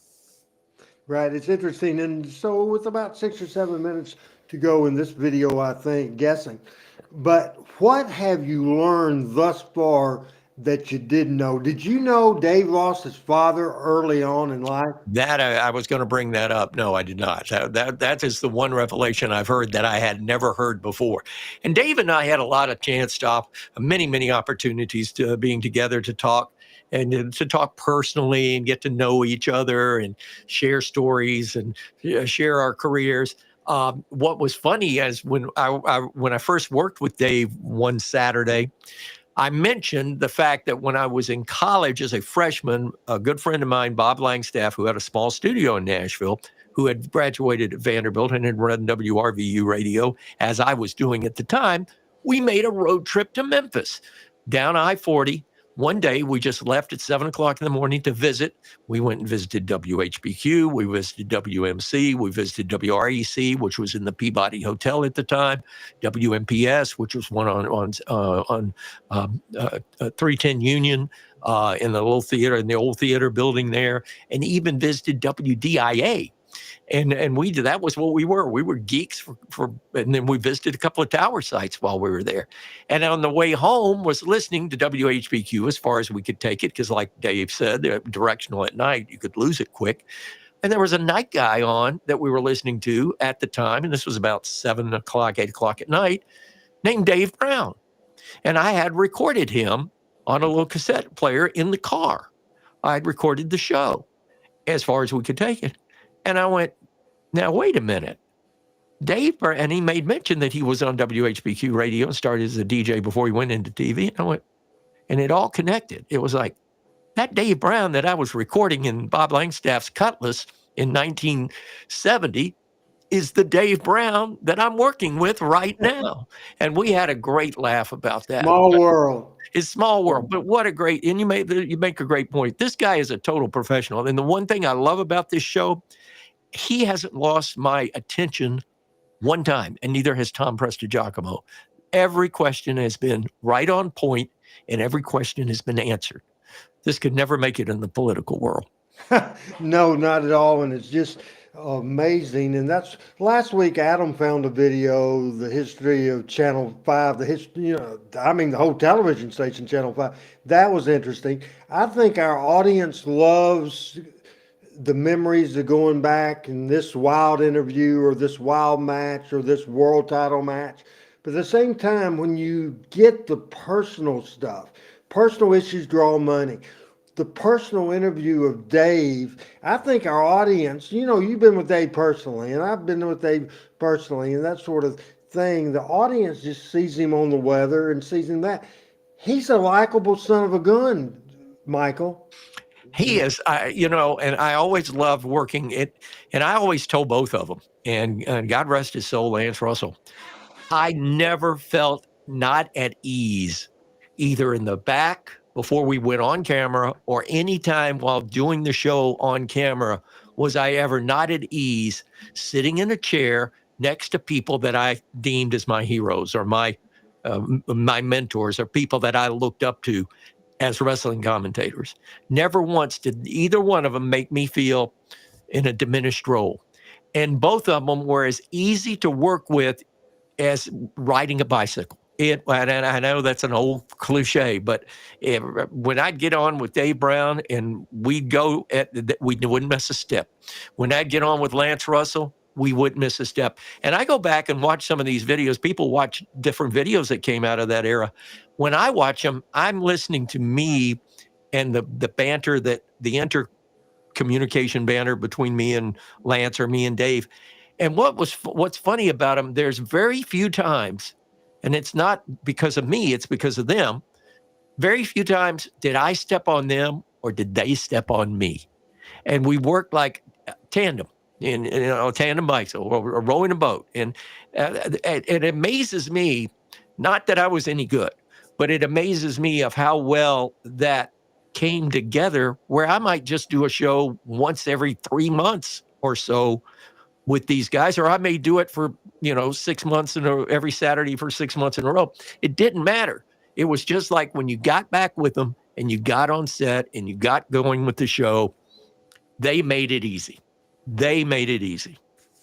It's about 5.5 minutes before left in this video. You ready to listen to the conclusion of the conversation with Dave Brown? I will go up with that and start the video now. Conversations with Dave Brown on Talking Memphis Wrestling. We continue this interview right now. Michael and I will be back after this video and we'll comment if something comes up. Tell me about if it's a role, let's call it a role and see. Well, it was me, but it was also a role. Right. Like Stephen Colbert. Sort of. Yeah. Sort of. Except mine, my whole thing was I worked for the television station. Therefore, you can't do that because that's going to affect negatively on the television station. So that was kind of my role, kind of to bring some, just slow it down a little bit and bring a little bit of organization to what otherwise was chaos. I got you. And you were so clean about it. You just, but you never did you ever get punched? No. Okay. No, never did. Lance got punched, right? Well, not really. He got pushed around. They ripped his suit off one day. Right. Jimmy Hart dumped a bag of flour over his head. That was a giant mess to clean up. And let me tell you, I think they gave the cleanup crew $25 extra. And Jerry Lawler, or not Jerry Lawler, who was the manager? I can't think. Jimmy Hart. Jimmy Hart called you Dave Brown the Weather Clown. Dave Brown the Weather Clown, and he called. Lawler started calling Lance Banana Nose. Right. I remember that very well. Somehow it stuck. All the stuff we've got about 5 minutes left to talk. Please talk about your family for a minute. I have a great family. You have a beautiful family. Margaret is a saint. I mean, and she says, "Tell you hello." By the way, she is doing great. She is a saint. She's put up with me for all these years. We've been married 48 years what a schedule as of this date, and I have 3 tremendous daughters. One, of course, I lost in the drunk driving crash. A drunk driver killed one of them and her 2 children. But I also have 4 wonderful grandchildren today. They're almost grown, but they are just, my family is the light of my life, always has been. My daughters that are still with us, Denise and Carmen, are something very, very special. And it's been good. It's been a month since you've retired. Mm-hmm. Excuse me, I'm losing my voice. Are they surprised to have you around the house now? Well, one thing is sealed the deal. I was talking to Carmen, and I said, look, I've decided that I'm going to hang it up at the end of August. And I wanted you to know before all of this press release and stuff started going out. I said, we've been talking about this for 3 years. You know some of that, but I've decided this is going to be it. And she says, great, now I've shared my dad with the rest of the world for 38 years, and now I can have him all to myself. That's excellent. I said, that sealed the deal right there. And with all of these 7-day weeks that you worked for years, for decades, Dave, you still found time to have hobbies. You're a St. Louis Cards fan. Big Cardinals fan. Are you going to buy season tickets next year? No. Okay. No. But I'm going to see a lot more Grizzlies, Memphis Tigers. I've already been to a couple of more football games and things like that. You're a coin collector, is that correct? Yeah, I used to be much more active than I was. Started when I was in the 8th grade. A history professor, a history teacher got me hooked on that. I don't have anything very valuable. I just love it for the history of it. And the valuable stuff you don't ever get to play with much because you have to keep it in the bank. And you're a train geek, is that a fair thing to say? How did you get involved in trains? I'm not sure. When my dad died, a week after my dad died, there was a giant train wreck on the Gulf Mobile and Ohio Railroad, which ran through Trenton. And after school let out, we only went to school a half day, the final day of school, and my best buddy and I went down and just watched them clean that up all day long. And somehow I became fascinated with railroads and GM&O, and I've got a model layout at my house, and just my grandchildren and I were playing with it a little bit over the weekend. We're inside of 2 minutes. Is there anything that we haven't talked about that you want to mention? Oh, me. Well, Mothers Against Drunk Driving? Mothers Against Drunk Driving has become a passion. I just participated in a walk over the weekend to help fundraise there. Mothers Against Drunk Driving, I am a member of. I don't speak on their behalf. I speak for myself, but I believe in what they're saying. And I think they get a huge amount of the credit for when I started speaking out 18 years ago, 17,000 Americans were dying in drunk driving crashes every year. That number's down to 11,000. That's wonderful. But that's still not near enough. We got a long way to go. And what we've got to do is change society and make it totally unacceptable. We've got things like these rideshare programs and the ones you can call on your telephone. I think that's going to go a long way. I know some of this younger generation, and that's what they do. They spend the $20 or $30, they go out and have a big time, and they don't worry about hurting themselves or somebody else. And programs like Uber and Lyft are coming along. Exactly what I'm talking about. I appreciate you being here. It's been absolutely wonderful to sit across from you, and I wish we had an hour program instead of just this 30 minutes. Always fun to be with you. I remember our great times we had on New Year's Eve. He's Dave Brown, ladies and gentlemen, and you'll find him anywhere he wants to be because he's retired now. I'm Tom Prestigiacomo. I hope we've enjoyed our conversation with Dave Brown. We'll see you again. Now, and I'm blurry, I got to fix that. First of all, we've shown a lot of stuff on this program over the years. Did you have chills all the way through that? I wasn't real emotional until the very end when he started talking about his daughter, and having been there and been the man that sat in his seat because of his daughter being killed the night before by a drunk driver. And then it sort of hit home. Golly, I'll never forget that day as long as I live. I got the call. I wasn't supposed to be on TV. I wasn't supposed to even be in Memphis, and got the call from Jerry Jarrett very, very late on Friday night. Wanted to know if I could be at the Shell station at the end of Cumberland Hills Drive and Gallatin Road at 5:25 when Eddie and he left for Memphis every Saturday. And he told me what had happened. And I was like, oh my God, yeah, absolutely. I'll be there. I'll do anything you need me to do. And I went, and that was a very, very somber. Everybody in the dressing room was very quiet. It was very, there was a cloud hanging over there. There's the pall hanging over. And we went through and did the show and did the show. It came off as a wrestling show, as professionals do. And those professional wrestlers and the Lance Russell of the professional that he is and was, it came off. But after it was all over with, I think we all breathed a sigh of relief. Wow, we don't have to do that again. But then our thoughts turned in whether in prayer or in thought with Dave. And the fact that what Dave was going through. But hearing that just sort of brought that back. But that's an incredible career. Dave Brown is an incredible man, and that's an incredible career. Very interesting show. Very interesting show. Second week in a row, it's just been Michael St. John and Randy Dandy. The eve before my birthday, But it's been a great show and a fun show, an exciting show. Second week in a row that we haven't done the cards of the week, but we said it last week, Dave. When you tell your story, you tell your story, and I think we've told our story, don't you? I do, and I agree. I have one question, and I'm actually going to pose this to you and the audience as well. I don't know if you've noticed, but I have a new microphone here. Oh no, I did not. And, now let me smarten the people up. Now, Adam and I, after every show, has a production meeting after we go up there. Now, Michael, and then most of the panel members, as soon as the show's over, y'all go away just immediately. Well, I got a text. Michael was fired up on last week's show. So first thing, Michael sent me a pretty lengthy text saying, I love the show, blah, blah, blah, blah. Then Michael called Adam. I don't know if you knew, but when you called Adam and I were still not on the air, but we were still together doing our production meeting. So I heard every word you said. Finally, I wrote Adam a note, and I said, I got to go to bed. But that conversation, it's a funny story. You were asking Adam about his microphone. His response was funny, and you got a big pop about it. But I think the people are interested in how we interact. Explain that and explain your microphone and talk about the new stuff. Well, last week, for whatever reason, I thought that Adam's microphone sounded fabulous. And I called him up, and come to find out it was a microphone on his phone. I mean, on his webcam. Webcam, you know. I'm like, really?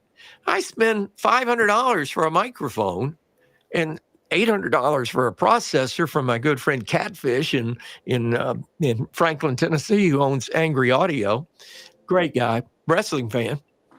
And I can't sound as good as Adam does. Now, of course, Adam has a better voice. I'll admit that. Most people in the world have a better voice. But I have to use the bells and whistles and the tricks of the trade to make my voice sound more professional, right?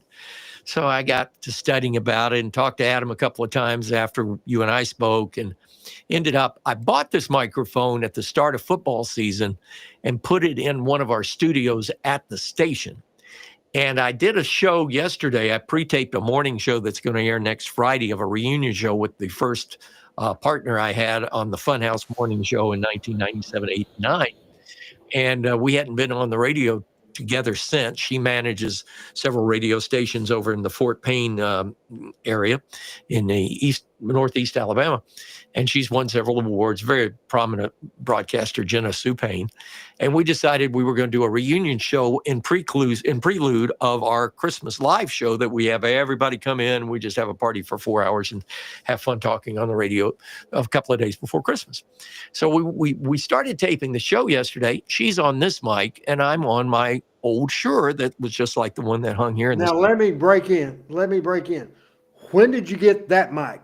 I can see right now. When did you get that? This mic was bought in August for Fun 92.7 on air for our broadcast in our studio there. Okay. But I had two. This is the SM7MB digital or whatever.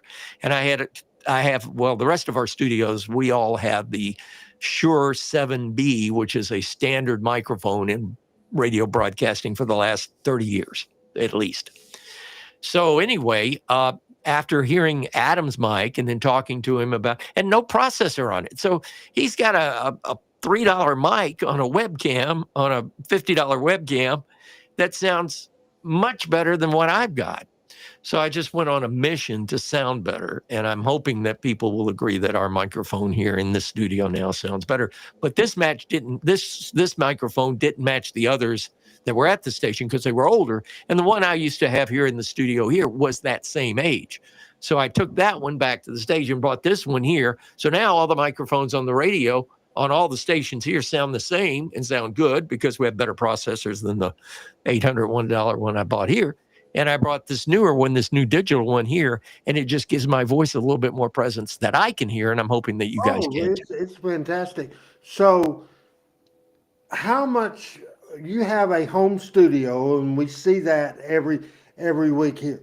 How much recording, or you have the capabilities. You could go live on the radio station right now, right? Absolutely. I'm going to try to put, well, I don't know if I can pick this up or not, but I'm going to try to show you something. Maybe I'll do it loose in this. This is a unit. I don't know. It's still a little tight. Well, maybe not. This is a little unit. Hold on. One more thing.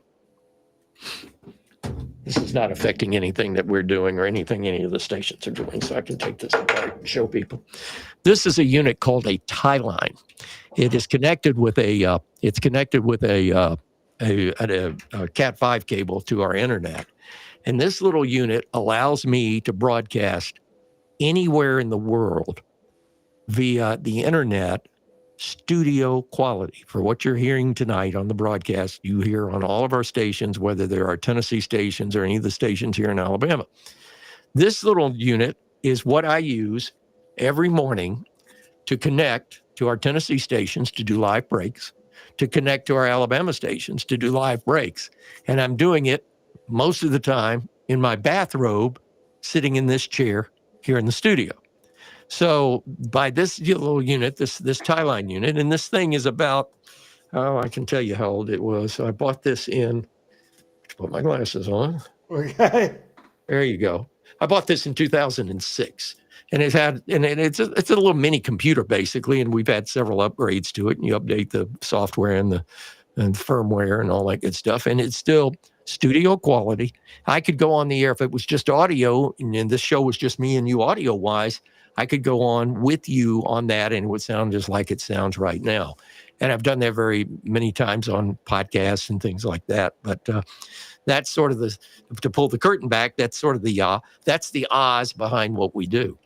Well, first of all, don't forget when you're in your bathrobe in the morning, don't forget to plug that sucker back on, or you won't be broadcasting to your station. So how you have a regular radio building with your radio station there, how much do you work there at the building, at the office, at the studio, compared to how much you do work there where you do this show every week? Well, first of all, I want to give credit to a woman that you met her, so you know who she is.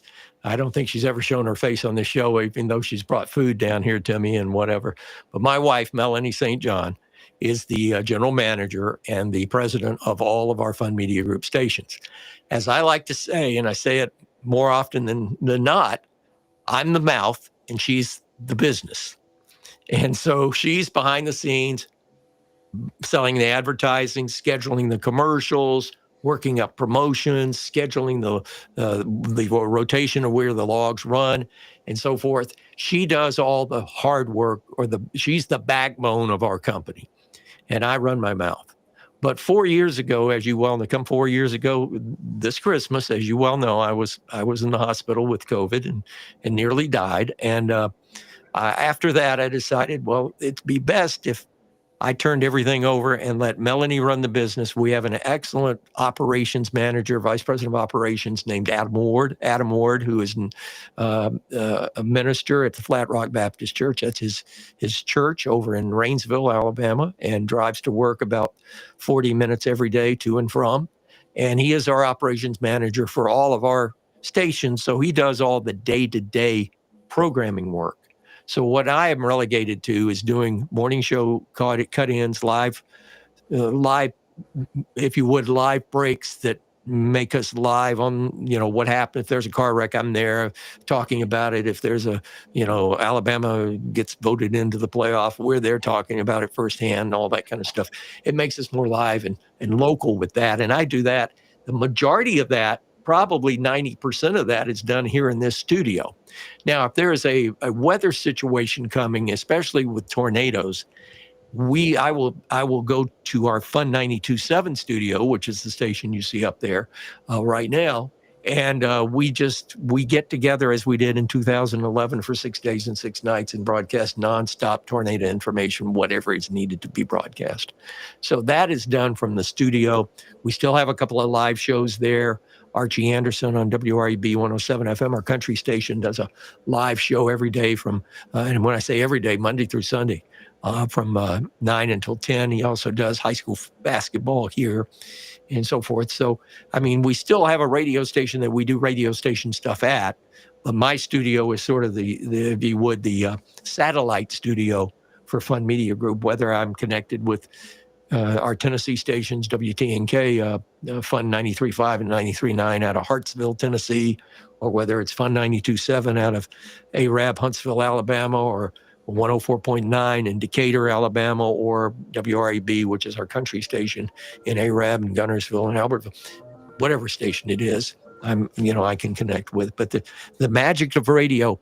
Now, I wanted to show you this little box back in 2006 cost right at $6,000. Okay, got me? Yes. All right. This is my phone. On my phone is an app that is called Report It Live. There it is. Let me see if I get the home screen up to show. Well, it won't show you the tile, but it's the little guy holding up the microphone, the little blue guy. Right there. Uh-huh. I can connect right now. I'm connecting, and I'm not on the air. I'm in queue, though, at the studio at Fun 92.7. Studio quality, just like I am right now, live from my phone. App's $259, and you own it for life. That thing was $6,000 20 years ago. So that's how far electronics have come. Now, this is with the Dave interview. We were really, and I'm passionate to broadcasting.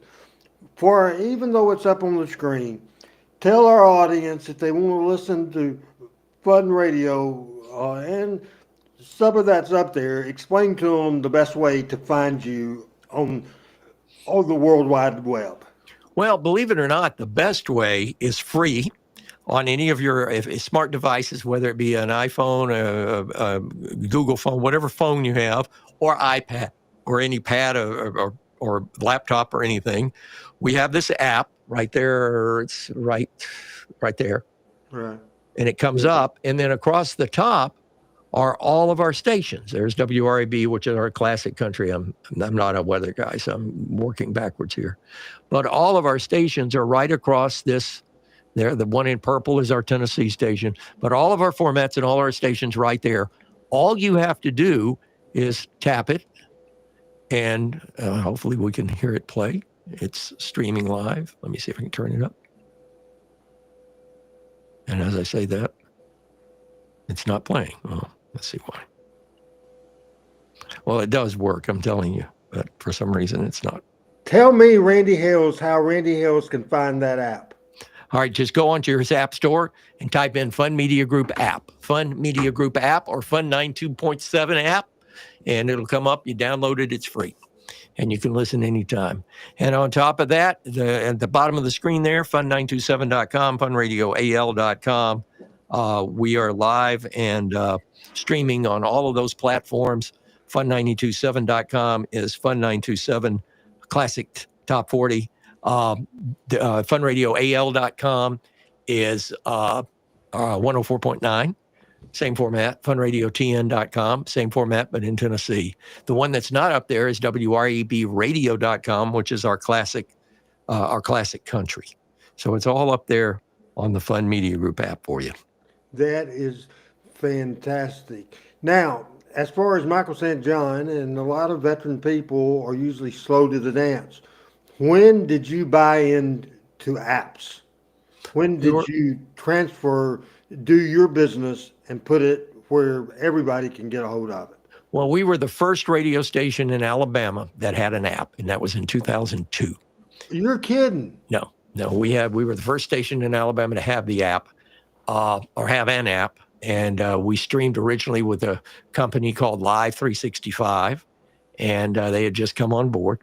And so we were on with that, and then we left that platform when we realized that we couldn't control our own programming because they would break in with their commercials or so forth and so on. And sometimes the bandwidth would get narrow because they had a national platform. So we teamed with a computer company here in town. And of course, you got to realize that Huntsville's one of the biggest tech cities, if you would, in America, next to Silicon Valley and the Research Triangle of Carolina. NASA, for Christ's sake, is in Huntsville. Yes, sir. Absolutely. So we get things first. And I always joke about my hometown in Huntsville. You know, we have double-A minor league baseball. We have a great hockey team, a minor league hockey team. We have a great symphony orchestra. We have Broadway Theater League. None of it sells out. But by golly, the new iPhone or the new iPad or the new iWatch goes on sale, and people camp out at Bridge Street in front of the Apple Store. We're the smallest city in America that has an Apple Store. We'll camp out for the Apple Store for 48 hours to be first in line to have the new whatever. So that sort of gives you the lay of the land of the community of where people are thinking here. So it made sense for us to jump in the app situation early. Hey, this has been a great show. Final words, Michael St. John. This has been a blast. And how you enjoying just the two of us, man? I enjoy it, Randy. You know that. First of all, I want to thank you for everything you do and putting this show together. And I know we're missing Adam and a couple other moving parts today, but they're all very, very important to you. I will on my final, and I was going to mention this early on, but I was late. Again, please forgive me for that. I'll try to do better. But I had two contacts today that I haven't had in years. And one of them was a wrestling contact. Actually, I talked to two old wrestling contacts, one of which I hadn't talked to since Bobby Eaton passed. And that was the man that trained Bobby Eaton, Arvil Hutto. Yeah. And Arvil is doing well. And he and I swore we're going to have lunch next week on my trip to Tennessee. He lives up in the Hazel Green area of Madison County, north of Huntsville, and I have to pass that way going to Hartsville. So he and I are going to get together and share some old thoughts and all that good stuff. So shout out to Arvil Hutto. And the other person I connected with today, and you're going to like this, Randy, and we're going to talk about this for some future show connections, was George Goulas. And I found out that George is living in Gallatin, Tennessee, living 15 minutes from Fun 93.5 and 93.9 FM in Hartsville. And it was great connecting with him. And he's doing a lot. He's refereeing high school basketball and girls basketball and softball for his 41st year. He's married. Talk to George? He's married and living in Gallatin, and we're going to get together in the next week or so. And I'm really looking forward to it. Yes. I'm going to send you some pictures as well. You know what? Somebody on Twitter, some historian asked sent Pat a private message and asked Pat, said, I would love to be able to talk to George Goulas. And Pat said, well, contact Michael St. John. Said, I think Michael has his number. So Pat had just mentioned that the other day. Well, in fact, I did talk to Pat, and that sort of triggered this whole thing. And I had George's information, and the gentleman that had contacted Pat, I happen to know we worked together in the same company out of St. Louis years ago. And I told Pat, I said, well, I've got his number, but I don't want to share it until I talk to him, because George is a very private person, right. and well, he should be. And so anyway, I reached out. I reached out and called the number I had, and it was disconnected. I went, oh no. So I had one other number, and I called it and got an answer machine. And I said, if this is George Goulas, we haven't talked in years, but we need to talk. It's Michael St. John. And it wasn't 30 seconds after that, boom. And so it was a lot of fun hearing from George. And I'm really looking forward to seeing him and talking to him and getting caught up. But, and I think this is a wonderful opportunity, and I'm going to pontificate here for a minute. In our wrestling business, we are going through we're going through an era right now where we're losing a lot of people, Randy, our age, in our age group, that were tantamount in the wrestling territories back in the day. And with them are losing the history and the stories, not as much some of the film and the matches, but more so the behind the scenes, the stories, the riding down the road stories that we used to share in the cars, right? We're losing that. And I want to reach out, and I'm going to try to reach out. And one of the reasons I want to talk to George is to reach out to Scott Teal, who has done a fabulous job with books, and the historical perspective. But we need some kind of, I think the Memphis Wrestling Hall of Fame may be a possibility, or maybe a very integral part of this, where we need to put those stories together, whether it's on a website or whether it's on a pay-per-view or wherever it might be, an app or whatever, where people can go back and hear not only the stories, but perhaps hear the stories in the people who made the histories' voices. Right. And I would love to see us as a group with Memphis, with our Talking Memphis Wrestling program, get together and not only archive these shows, which I know you and Adam do a fabulous job of, but also create a historical perspective, because we've been through the histories. We've been done, year to year as to what's going on. But these things need to be saved and need to be archived in a place where people can get to them and listen to them or hear them. And that's sort of the driving force right now inside of me, that we lost another wrestler. Well, he was a job guy for Nick, and out of Birmingham. He used the name The Great Kaiser down there. Big guy. Knew him when I did some work with Linda Marks and Wrestle Birmingham back in the first part of this century. Really nice guy. Was always sort of a job guy, but trained several people and got into and was pretty good at that. And what Tom Pritchard and Kane are doing right now, and some of the other great training grounds that are not owned by AEW or WWE. I think we need to archive some of this, and I don't want to see it lost. I have on my dad's side of the family, we have a family historian, which I love. And he's got, every time a baby's born or a new grandbaby comes into our family, we have to send him the information, and he's got it compiled, and there's a website for it. And I can go back 4 generations for my dad's side of the family. And I'm trying to get my mom's side of the family to do that, but we don't have a historian. We have a big Italian family with no historian. So I think in the wrestling business that we need to step forward. And I think what we are doing, what you are doing, and Adam are doing is the step in the right direction. We just need to bring this all together so that people can enjoy it, not only for our generation and the one coming behind us, but for generations to come. Amen. Amen. Final take real quick and we'll get out of here. That's it. I love you, brother. Thank you Love for allowing Michael. me to be with you. This has been a happy birthday. Final take. Hey, final take is happy birthday to me tomorrow, folks. Great show for Michael St. John, for me, Randy Hales, the owner, the founder, the president of Power Pro Wrestling, with the Lance Russell microphone in my head, soon to be 64 years old in about 3 hours, 2 hours and 55 minutes. I'm Randy Hales saying good night, everybody. So long.